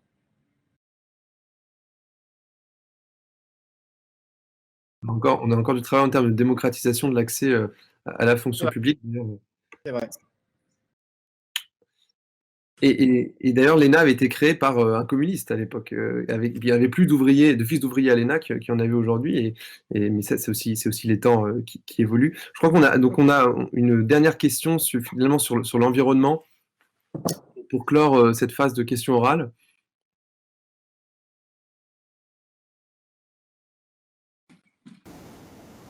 N'hésitez pas à bien vous rapprocher. Hein. Merci à vous. Merci beaucoup. Ça va être plus simple pour moi. Donc, j'avais une question à propos de l'environnement. C'est quelles sont les mesures qui ont été mises en place par la France pour respecter son engagement pris lors de la COP 21 afin de limiter l'augmentation des températures à 2 degrés d'ici 2100? Et cet objectif sera-t-il atteint selon vous? Alors, c'est plusieurs questions. Ça paraît simple comme ça, mais ça fait quand même plusieurs questions. Alors, les mesures qui ont été prises jusqu'alors, parce que la COP 21, c'est décembre 2015. Au fond, quand même, on peut dire que c'est du bavardage, mais c'est un accord incroyable quand même. C'est pour la première fois, quasiment tous les pays du monde se sont mis d'accord sur des objectifs, au fond, un intérêt commun, ce qui est assez rare dans l'histoire de l'humanité. La vérité, c'est que beaucoup ont signé en se disant on va quand même essayer de se défausser. Ça, je parle sur le global. Pourquoi certains veulent se défausser? Il faut aussi les comprendre, c'est qu'ils disent vous êtes très mignons, les pays industrialisés, c'est la hausse des températures et les gaz à effet de serre qu'on a aujourd'hui dans l'atmosphère, c'est vous qui les avez mis, hein, c'est pas nous. Hein. Et nous, vous allez nous priver, au fond, du développement auquel vous avez pu accéder il y a 100 ans, parce qu'il faudrait que nous prenions la charge de la réduction. Je ne suis pas un fan du système politique chinois. Mais au fond, c'était alors le système politique indien est quand même plus conforme à ce qu'on peut espérer, mais on ne peut pas leur dire, nous, on a utilisé la bagnole pendant 100 ans comme des fous, on a fait du tout pétrole, on a complètement construit le modèle sur le pétrole, hein, y compris dans des collusions entre États qui ont été tout à fait désastreuses. Je veux dire, en plus, on a entretenu une rente de situation hein, dans un certain nombre de pays, qui leur coûtera cher à terme, parce qu'ils commencent à le percevoir. On ne peut pas dire aux Chinois, au continent africain, vous n'aurez pas de voiture parce qu'il va falloir qu'on réduise les gaz à effet de serre. Ce qui veut dire que pour eux, et après je viendrai à la France, mais c'est important, moi je trouve de le poser comme ça, on leur fait faire un double saut. C'est accès à la voiture, mais électrique tout de suite. Alors que nous, on est lent, hein. Et donc, il faut comprendre cet état de fait, cette difficulté que peuvent avoir des pays à la transition, parce que c'est un choc, et si c'est un choc trop violent, ça déstabilise les pouvoirs en place, et les pouvoirs en place déstabilisés, qu'on aime ou qu'on n'aime pas, ce n'est pas le sujet. Le chaos ne produit pas quelque chose qui permet des grandes transitions. C'est des ruptures, et les ruptures ne sont jamais bonnes. Et dans ces cas-là, c'est d'ailleurs toujours les plus faibles et les plus fragiles qui trinquent. Hein. Les gens qui ont du pognon, ils se tirent, hein. C'est pas compliqué. C'est les pauvres qui restent hein, dans ces situations de chaos. Et c'est eux qui trinquent. La famine n'a jamais touché les plus riches, hein, parce qu'ils se débrouillent. De tout temps, de toute éternité. Donc, parce qu'eux, ils bougent. Ils peuvent bouger facilement. Question de la mobilité aussi, d'ailleurs, au passage. Ceci dit, il y a un objectif qui a été posé. Deuxième chose, je sens dans ces pays-là quand même, en particulier l'horizon chinois, eux, ils y voient une opportunité formidable, parce qu'en plus, ils ont ils ont un souci de planification assez redoutable. On l'a vu d'ailleurs sur la crise Covid. Alors, ça peut challenger les questions de liberté publique ou privée d'ailleurs. Eux, ils y voient une formidable opportunité de croissance quand même. Mais de croissance, je dis bien. C'est-à-dire de dire, si on est les meilleurs sur l'électrique, si on est les meilleurs sur les énergies alternatives, au fond, pour nous, on fait le saut et on passe par-dessus. Ce n'est pas valable pour tous les pays. Hein. Une grande partie des émissions de gaz à effet de serre, c'est aussi par des gens qui utilisent le bois parce qu'ils n'ont rien d'autre comme énergie. Ils n'ont pas les moyens de se payer du pétrole. Il faut aussi se poser la question comme ça. Le bois est quand même beaucoup utilisé encore pour se chauffer, pour se nourrir, pour se loger. Alors pour se loger, c'est bien parce qu'on stocke. Mais pour les autres cas, on en dégage quand même. En tout cas, le bilan n'est pas complètement neutre. Donc ça, c'est le cadre international. Est-ce qu'on va y arriver? Moi, je pense qu'on va y arriver si quand même les grandes puissances et les grands responsables, il faut quand même se regarder dans la glace un peu, c'est-à-dire le continent européen, quasiment dans sa totalité, le continent américain, Canada, États-Unis, et il faut embarquer les superpuissances à venir que sont la Chine et l'Inde. Si on embarque ça, à mon avis, on embarquera les autres. Mais on doit avoir des mécanismes de solidarité avec les autres. La victoire de Joe Biden est réjouissante de ce point de vue-là. Je le dis très clairement parce que la sortie des États-Unis, ça a quand même été un drame et un drame de ralentissement parce que non contents de ne pas respecter l'accord puisqu'ils en sont sortis, ils ont en plus engagé des projets de dingue. Mais vous avez toujours un peu de schizophrénie. Et est-ce que je pourrais dire que nous n'en avons pas nous-mêmes, pour être très honnête intellectuellement avec vous? Le Premier ministre Trudeau, il est très sur ces sujets.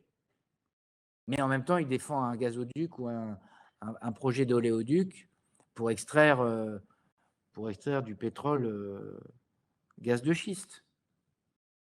Bon, et je crois qu'il est sincèrement préoccupé des questions environnementales, sauf que lui, il se dit, en termes économiques, si je peux fournir, je le fais. Donc on est toujours dans cette tension-là. Et ça m'amène du coup, pardon d'être un peu long, mais c'est un sujet d'abord qui me passionne, et c'est un sujet devant nous et devant vous, sur les sujets sur lesquels on a avancé quand même. Parce qu'on se fait toujours engueuler sur l'écologie en disant vous n'avez rien fait, vous n'avez rien fait. En tout cas, on en a fait beaucoup plus que tous ceux qui étaient là avant nous. Alors, c'est sûrement pas assez, mais j'en ai un peu marre de me faire chahuter sur un sujet où les gens ont fait yaka faucon, et c'est nous qui avons fait tout ce qu'il y avait qu'à faucon, hein, quand même. Parce que Fessenheim, c'est nous qui le fermons. Il ne suffit pas de dire je ferme Fessenheim, il faut le faire. La fin des hydrocarbures, de l'exploration et de l'exploitation des hydrocarbures sur le sol français. On n'avait même pas fait ça. Et il y a des gens qui viennent vous donner des leçons. Non, parce que je ne veux pas être désagréable. Quand même, j'accepte les leçons quand on a fait des choses. La loi d'orientation des mobilités, alors qui n'est pas parfaite, mais qui vise quand même à pousser puissamment les questions de mobilité et de mobilité publique, covoiturage, les milliards qu'on met pour le rail, le Paris-Chartres et le Paris-Orléans, qui étaient jusqu'alors, en tout cas, Paris-Orléans, ça va s'améliorer, mais même le Paris-Chartres, c'est honteux. On voyage plus longtemps aujourd'hui entre Paris et Chartres qu'on voyageait il y a 100 ans. Il y a quand même un petit problème.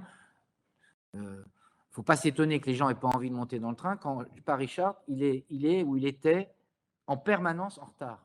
Qu'est-ce que c'est qu'un train qui en permanence est en retard et pour lequel la norme, c'est le retard et l'exception, c'est l'horaire précis. On est chez les fous quand même. Hein. Et donc ça décourage les gens. Quand vous mettez des milliards pour rénover des rails, ce que personne n'a fait depuis 20 ans, parce qu'on n'avait fait que du TGV.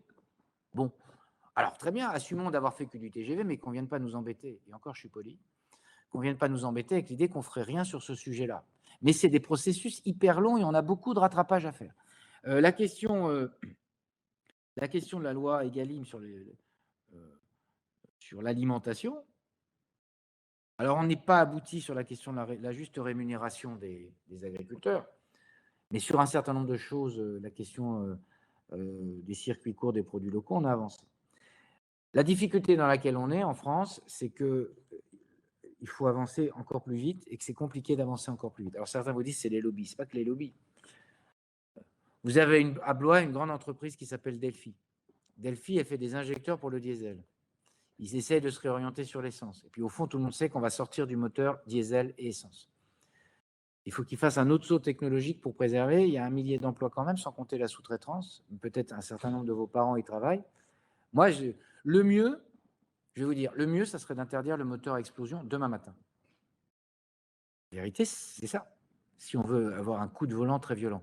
Sauf que si on le fait, qu'est-ce que je dis moi aux familles, à vos parents et aux gens qui travaillent dans l'entreprise? Ah bah que c'est comme ça, c'est la transition, il faut qu'ils trinquent. Bah non.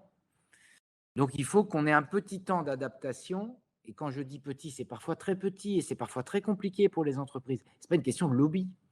On s'en fout des lobbies. Enfin, je veux dire, tout est lobby, si je peux dire. Mais c'est facile derrière un bureau d'activistes de dire il n'y a qu'à Faucon. Mais après, moi, je pense toujours aux gens derrière dans cette affaire-là. Et c'est tout le débat qu'on a et aux conséquences que ça produit chez eux. L'autre jour, j'ai été visiter l'usine de Flins. Pardon d'être un peu long, mais l'usine de Flins, c'est une usine historique de Renault. Incroyable. Il y avait Boulogne qui a fermé et Flins. Flins, on fabriquait de la bagnole. Ils sont en train d'avoir un projet qui est un projet de recyclage de bagnoles. On prolonge la vie, comme on prolonge la vie d'un ordinateur ou la vie d'une centrale nucléaire ou la vie d'un matériel. C'est un truc absolument incroyable. C'est-à-dire que vous rentrerez et on changera le moteur thermique en moteur électrique, et puis on change les pièces vitales, et puis vous repartez avec le véhicule. Bon, pour faire 600 000, 1 million, 1,5 million de kilomètres. Et avec toutes les économies d'énergie que ça produit pour ne pas recourir de nouveau au plastique, au machin. Donc c'est un truc absolument génial. Sauf que j'en parlais avec les responsables sur le site et des salariés, c'est pour eux, psychologiquement, ils changent de métier, parce qu'ils adoraient monter de la voiture. Et on leur demande aussi, donc il faut aussi penser aux ouvriers sur la chaîne qui étaient dans un métier difficile, mais dont ils étaient un peu fiers quand même. Les gens qui travaillent à Fessenheim, c'est pas la peine de leur envoyer à la figure qu'ils faisaient un sale métier. Ils faisaient un métier qu'on avait choisi et dont on avait besoin, comme les gens qui travaillent dans les abattoirs. On a besoin de ces métiers-là. Et donc la stigmatisation n'est pas une bonne voie. La difficulté, est-ce qu'on va y arriver? On va y arriver, moi je pense, si on embarque tout le monde. Et si on pense que quand même, cette transition, cette question du climat, c'est une transition globale de la société. C'est est-ce qu'on a besoin d'avoir, je crois qu'en moyenne, il y a 7 ou 8 écrans dans chaque foyer. Je crois que c'est même plus que ça. Est-ce qu'on a besoin de tout ça? Peut-être pas. On a le sentiment d'en avoir besoin. Enfin, il y a 30 ans, on ne les avait pas. Hein. Il y avait une télé. Alors, ça fait un peu vieux jeu, mon truc. Mais je veux dire, ça va nous réinterroger sur nos modes de consommation. Sur quand je vais dans un supermarché, d'abord, est-ce qu'on a besoin d'autant de supermarchés et de grandes surfaces? Est-ce que le modèle, il n'est pas au bout? Moi, je pense qu'il est un peu au bout. Et est-ce qu'on n'est pas, quand on est consommateur, un peu acteur de la transition? Évidemment, quand on achète des fraises venant d'Espagne en janvier, on fait un choix. On a le droit de le faire. Mais dans quelles conditions sont-elles produites? Le janvier, c'est bizarre pour des fraises, en tout cas, moi, je trouve. Et en tout cas, chez nous. Et comment elles ont voyagé? Est-ce qu'on ne peut pas se dire, après tout, les fraises attendront la saison des fraises, c'est-à-dire le mois d'avril, de mai et de juin. Vous voyez ce que je veux dire? Donc, mais ça ne marchera. Moi, je suis très frappé de ça. Je suis assez sûr de l'idée que si on embarque tout le monde, c'est un très beau projet de société, la transition écologique, parce que c'est un projet de réinterrogation sur le système de valeurs. Qu'est-ce qu'on préfère? L'hyperconsommation ou pas? Or, le système capitaliste, pas forcément le système libéral, mais le système capitaliste, il a besoin de consommateurs pour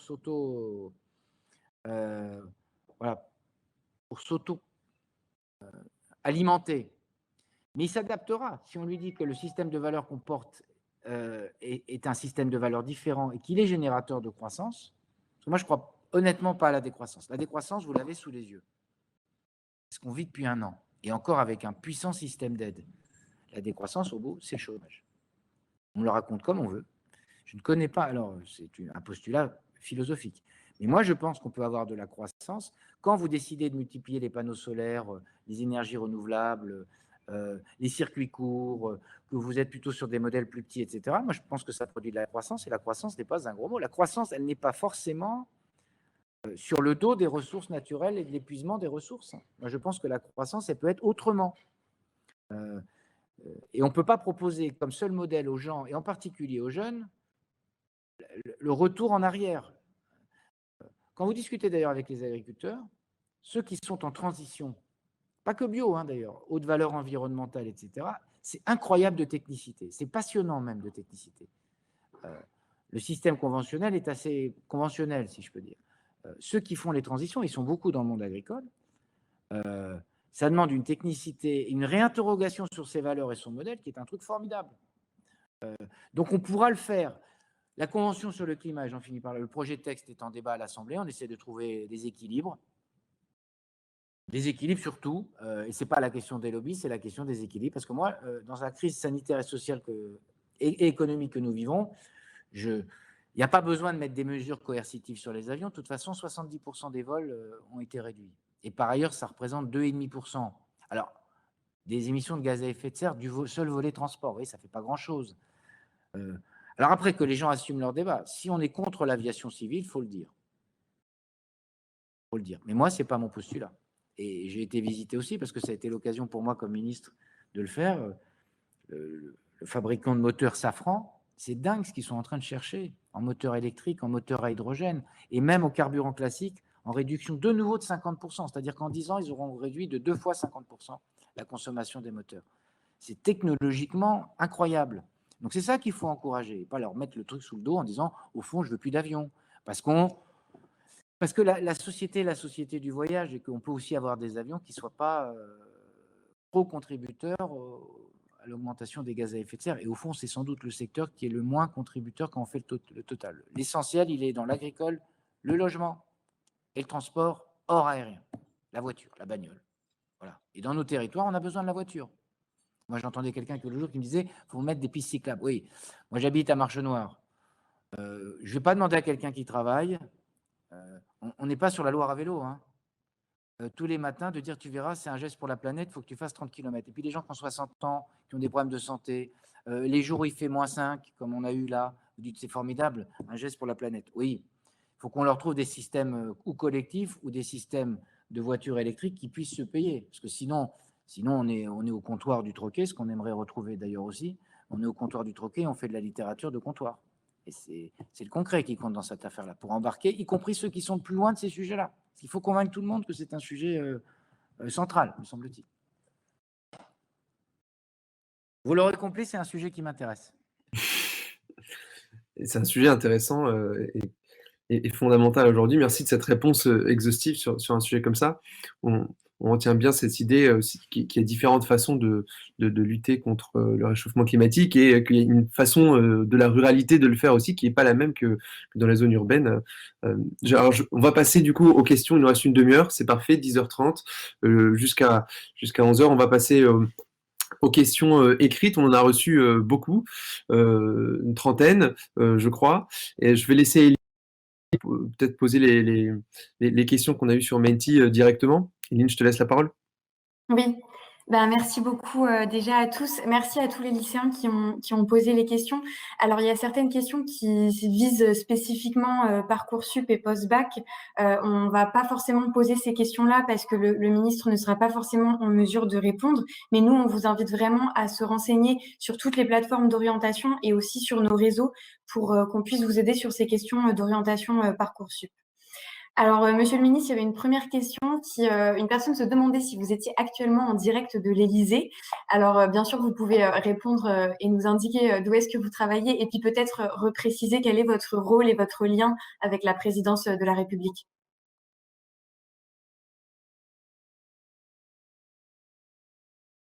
Alors, vous êtes en mute, Monsieur le ministre. Voilà, you're now unmuted, comme il dit.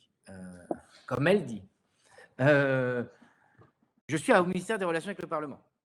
Pour tout vous avouer, dans le bureau de mon directeur adjoint de cabinet, parce que j'ai un tournage, pas avec moi, rassurez-vous, dans le ministère, et que je ne voulais pas que vous soyez perturbés par des bruits connexes, si je peux dire.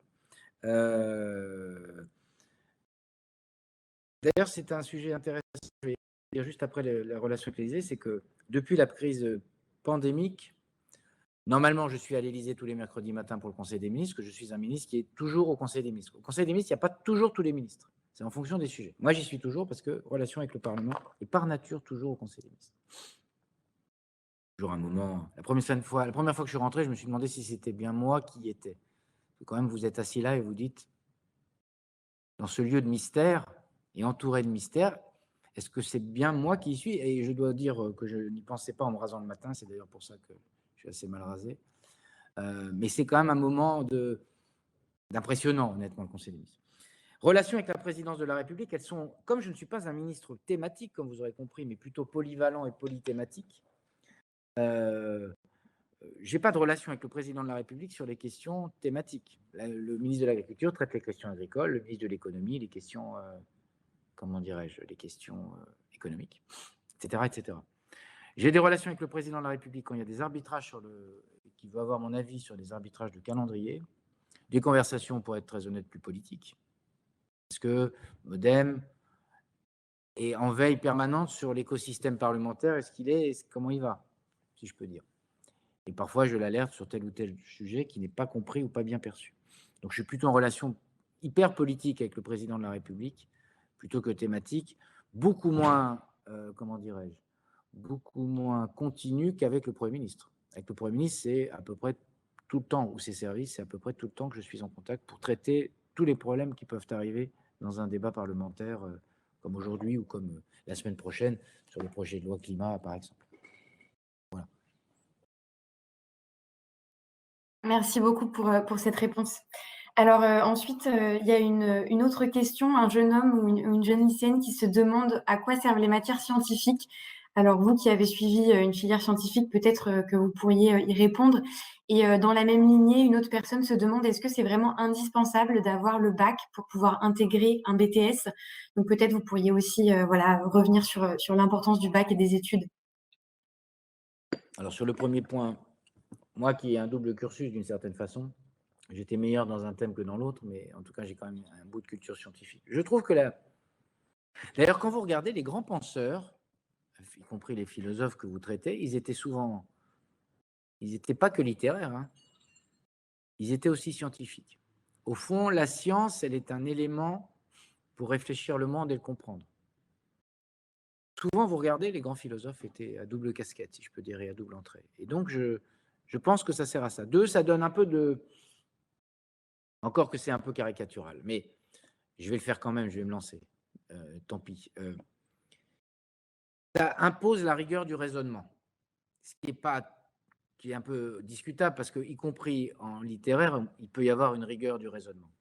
Mais ça aide à la rigueur du raisonnement, moi, je trouve. Et puis dans un moment où, quand même, moi, j'ai vu les plateaux télé se peupler de gens qui prétendent, et je vois sur les réseaux sociaux, y compris dans ma propre famille, pour tout vous dire, des gens qui croient qu'en vaccinant les gens, on leur inocule la 5G pour pouvoir mieux les suivre après, que ça puisse, qu'une culture scientifique se développe, et les gens qui le pensent sincèrement, je veux dire, hein, une culture scientifique se développe, je trouve que c'est bien. Au fond, moi, j'avais une grand-mère qui était infirmière, qui est décédée il y a très longtemps, mais qui avait vu des gens mourir du tétanos et qui me disait, quand je disais, oh, j'ai pas envie de me faire vacciner, non pas que j'avais peur à l'époque de la 5G ou de quoi que ce soit, mais c'était plutôt la peur de la piqûre, qui me disait, un jour, je te raconterai comment j'ai vu des gens mourir du tétanos et comment, elle était née en 1902, hein, et comment on a sauvé des gens et comment on n'a plus vu des gens mourir de crise de tétanie parce qu'il y avait un vaccin. Et au fond, c'était la science de base, quoi. C'est la science par ce qu'on en a vécu. Et donc, je pense qu'on a besoin, et vous avez besoin, dans un monde où il y a quand même des gens qui manipulent, et tout le monde peut manipuler d'ailleurs, hein, je ne dis pas que, mais il y a quand même des gens qui disent des trucs sur les réseaux sociaux ou produisent des théories complotistes qui sont quand même lourdes de conséquences après. Voilà. Et je le vois partout dans mes réseaux amicaux, des gens qui s'interrogent sur tel ou tel sujet scientifique, qui pensent que c'est nous qui avons créé ce virus pour mieux engraisser les laboratoires pharmaceutiques et mettre le système économique et social au pas. Alors, j'ai eu une version supplémentaire, c'est que ce n'était pas nous, mais que nous-mêmes, nous étions les manipulés de l'affaire et qu'il y avait 4 ou 5 personnes qui s'étaient réunies pour décider de cette pandémie. Oui, je veux bien. Mais je pense que la science peut éclairer aussi les consciences, si je peux dire.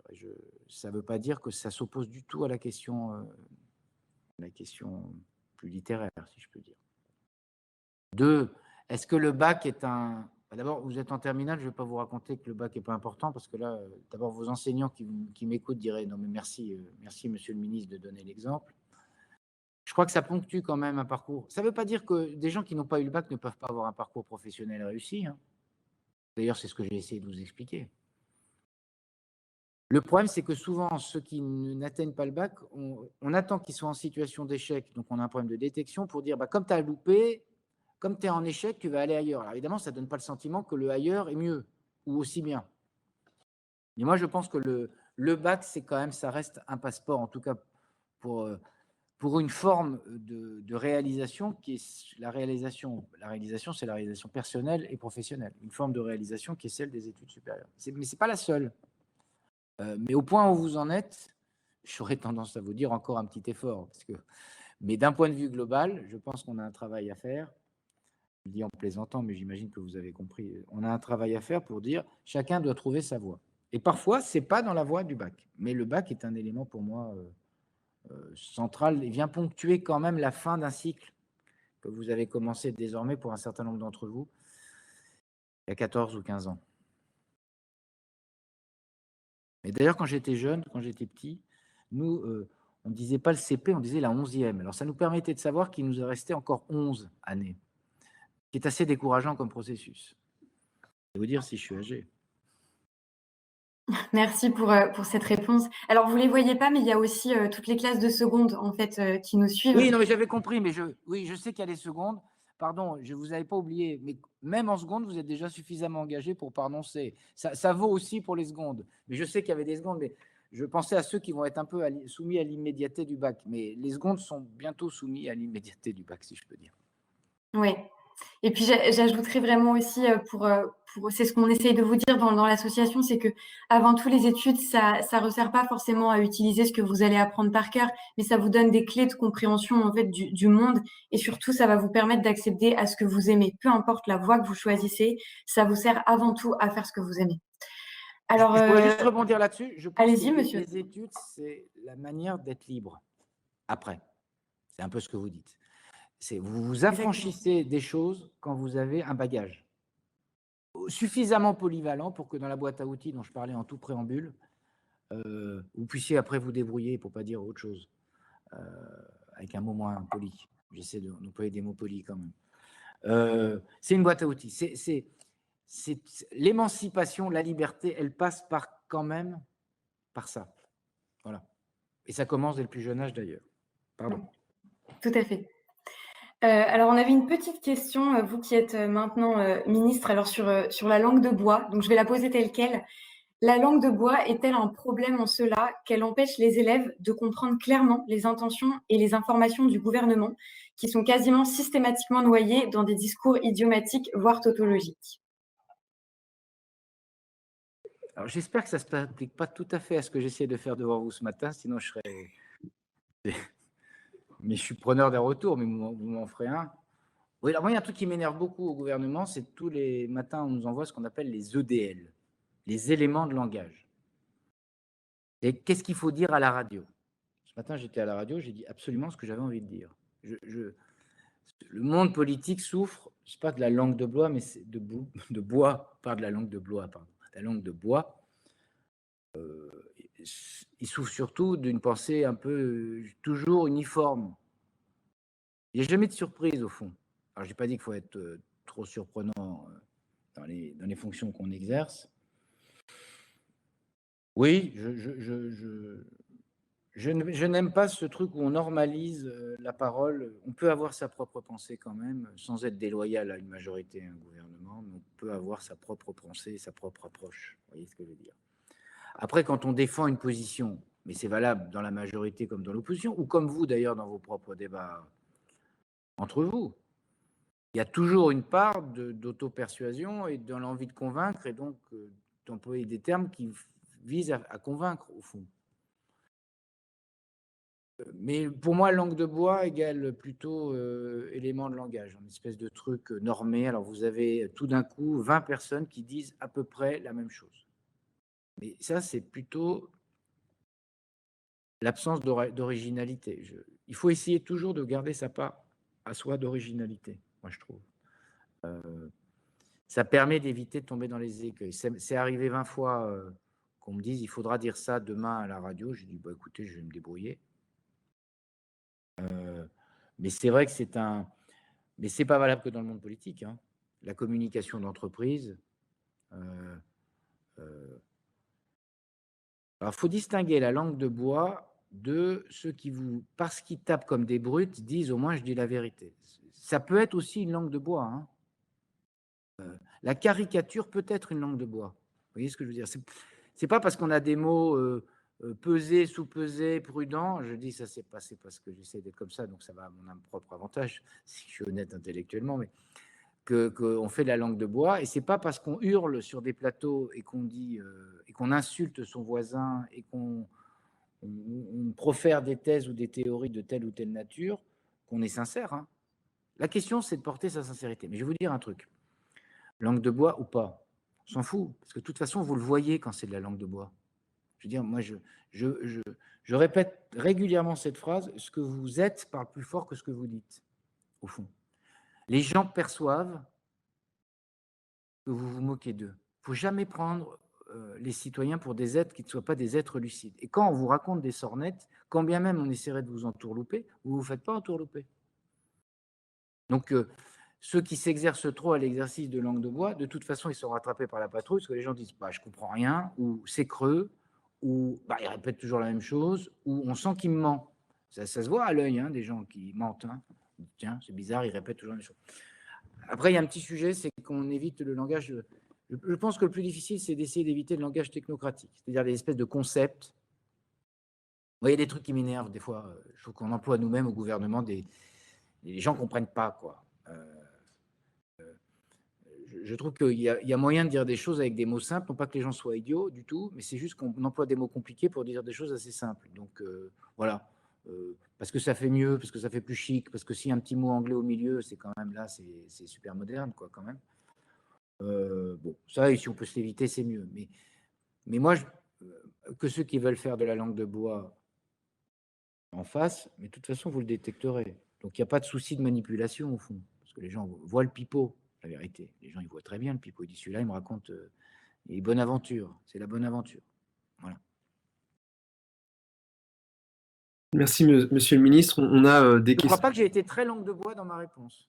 Non, justement, c'était plutôt une réponse méta sur le fait de ne pas être langue de bois, au contraire. Des moments de sincérité, en tout cas, libre à chacun d'en juger, de toute façon. Non, mais après tout, pardon, excusez-moi, je réponds. C'est vrai qu'on ne peut pas toujours tout dire.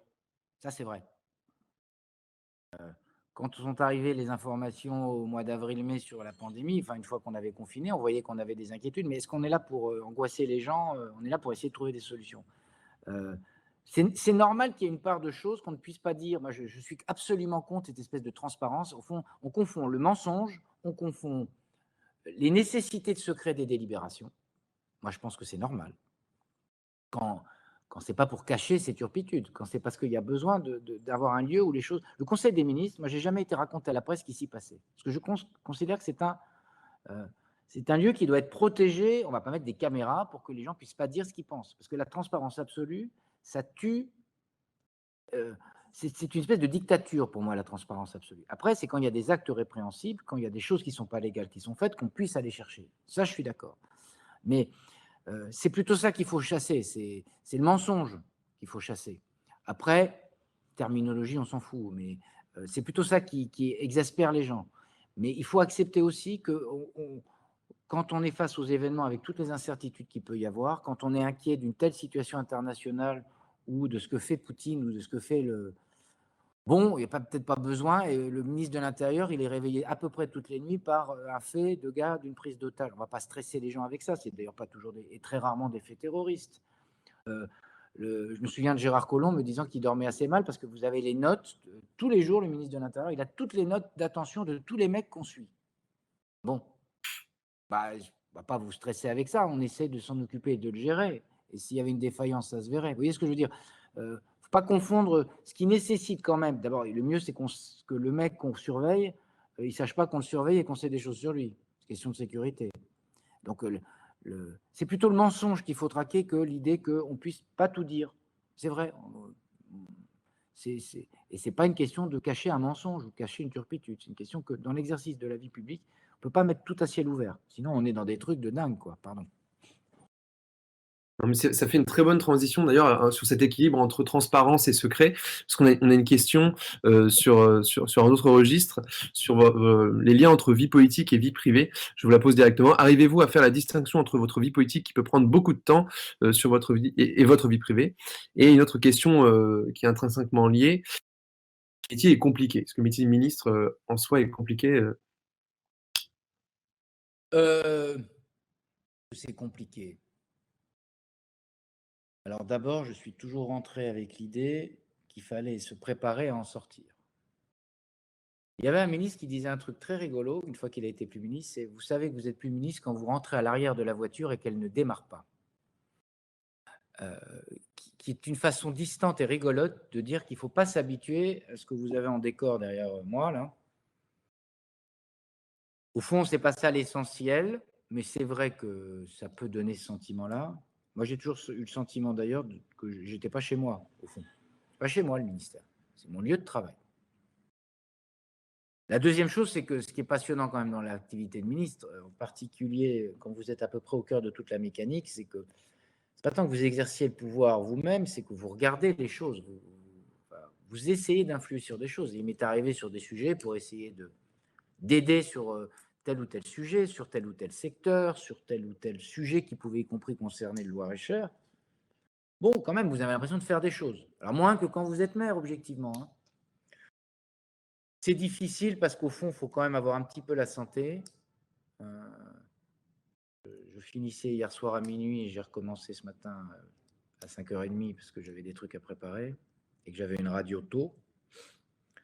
Ça nécessite plutôt un rythme, et ça m'amènera au sujet vie personnelle et vie professionnelle, si je peux dire. Il faut essayer de trouver un rythme, parce que c'est un rythme où on mange à pas d'heure, où on se lève à pas d'heure, où on finit des réunions à pas d'heure, où on enchaîne toute la journée, ce qui est assez difficile et désagréable pour moi, et mes équipes sont assez vigilantes pour essayer d'éviter ça. C'est les journées où vous savez que vous commencez à 7h30 et que vous n'aurez pas fini à 23h, ça c'est pas gênant, et que vous n'aurez aucun laps de temps pour réfléchir. Le problème de la vie de ministre, c'est que c'est une vie où vous pouvez très rapidement déconnecter, non pas par les pouvoirs et les dorures, mais parce que vous bourrinez, pardon de l'expression. Vous êtes comme un bourrin, vous êtes dans votre truc et puis vous avancez, on vous dit « Ah ben maintenant, alors évidemment tout ça est facilité, hein, on vous fait une note, alors voilà ce qu'il faut dire, monsieur le ministre. » Bon, alors je le dis.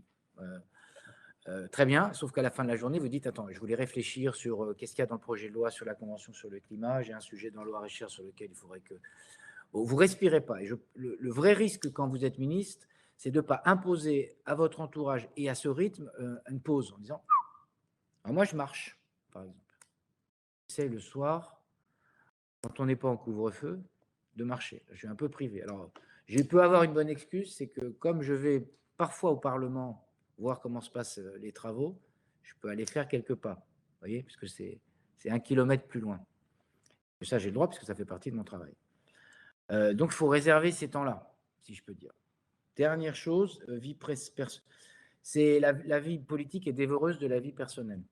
Elle est d'ailleurs dévoreuse pour son conjoint, elle est dévoreuse pour ses enfants, et au fond, quand vous êtes chez vous, il est bien rare que quand même, il n'y ait pas un appel d'un député, et quand bien même c'est dimanche, que vous ne preniez pas. Alors moi, j'essaie de ménager des temps, mais ce n'est pas vous qui en souffrez le plus, c'est plutôt votre entourage qui en souffre le plus. Vous êtes dans le rythme. D'ailleurs, la vérité, il paraît que quand on n'est plus ministre, on est aussi dans une phase de dépression, et donc vous n'êtes pas agréable non plus, d'ailleurs. Donc rien n'est agréable dans la période, au fond. Avant, quand vous ne savez pas, pendant, parce que vous êtes très occupé, et après, parce que vous ne l'êtes plus. Donc tout ça n'est pas très sympathique. Donc il faut essayer de trouver un équilibre et de le regarder avec la distance que j'essaie toujours de garder. Il faut se ménager des temps. Et puis il faut se ménager autre chose dans la vie, parce que moi, les gens qui disent j'ai plein de copains en politique, non, moi j'ai pas plein de copains en politique. J'ai des gens avec qui je m'entends très bien, des gens avec qui j'ai noué des relations où on se dit plein de choses, où on parle d'autre chose que du texte ou du sujet. Mais les amis, c'est autre chose. C'est des gens qui mélangent tout. En fait, ils finiront seuls parce que la vie politique, ça vient, ça va, ça passe.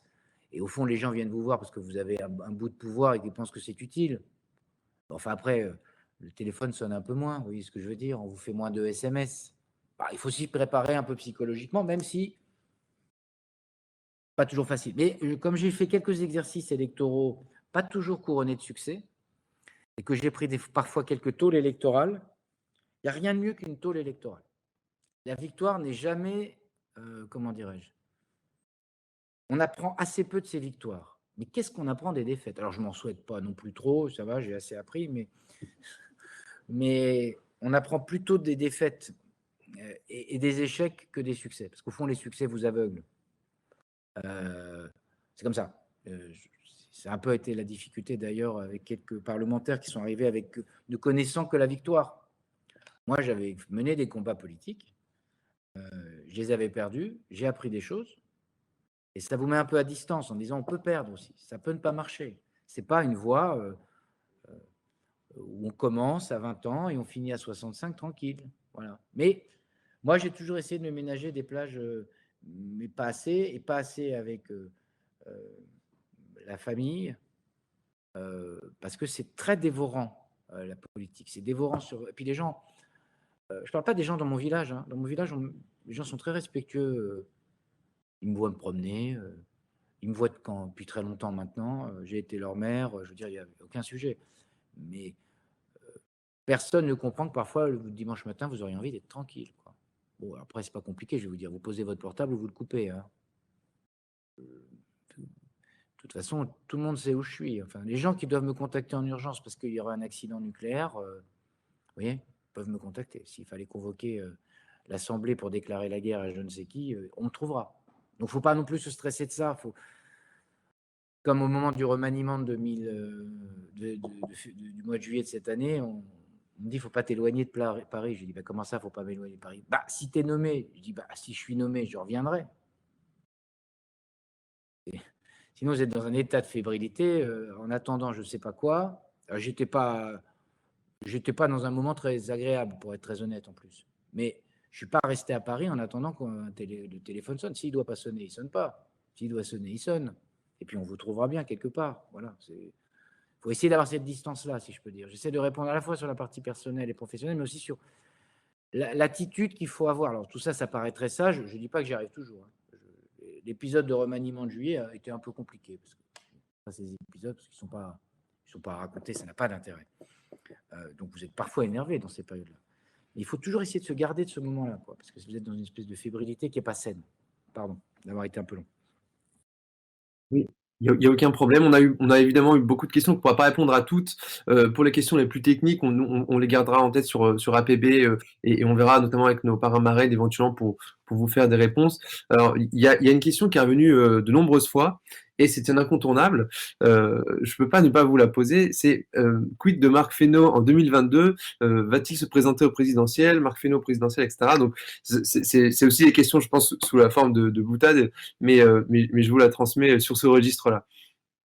Alors, pardon, s'il y a des questions qui n'ont pas trouvé de réponse avec vous, et qu'il y a des questions sur lesquelles, alors là, c'est là que ceux qui m'entourent se lèvent les yeux au ciel et se disent, mon Dieu, il va prendre un engagement qui est évidemment de mais je veux bien essayer d'y répondre par écrit si ça vous intéresse, vous amuse et que je ne veux pas laisser de questions sans réponse. Voilà, je vous le dis, je ne voudrais pas que ça soit parce que l'exercice était trop court et que j'ai été trop long, surtout, que ça fasse naître des frustrations. Donc, je vous le dis, mais comme vous êtes en contact avec mes équipes, s'il y a une envie de réponse sur des sujets précis ou moins précis, on assurera. J'ai entendu qu'il y avait quelques dizaines, ça on essaiera de faire, ou je le ferai par mail, enfin bref, on se débrouillera.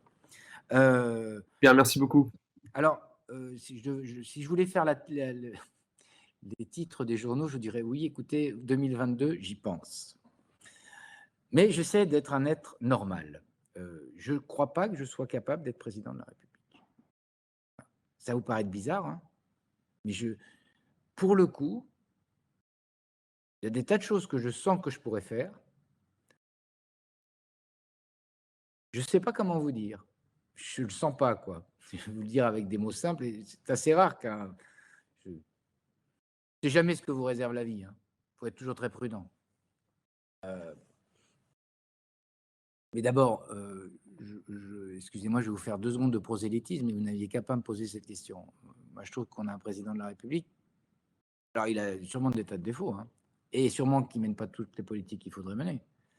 Enfin, quand même, on a un président de la République qui est assez exceptionnel et de se penser stratégique, y compris dans les champs qui sont les champs internationaux et européens. Parce que là, on a beaucoup parlé dans l'écosystème français. Si l'Europe se délite et si la tension internationale il n'y a pas de désescalade entre les Russes, les Chinois, nous, les Américains, etc., on va au-devant quand même de gros problèmes. Donc, je n'ai pas l'intention de me substituer à quelqu'un que je considère qui fait bien son travail. Ça, c'est la page faillotage. Mais c'est ce que je pense, au fond. Vraiment, c'est ce que je pense. Sinon, je ne serais pas engagé, honnêtement. Vraiment, c'est ce que je pense.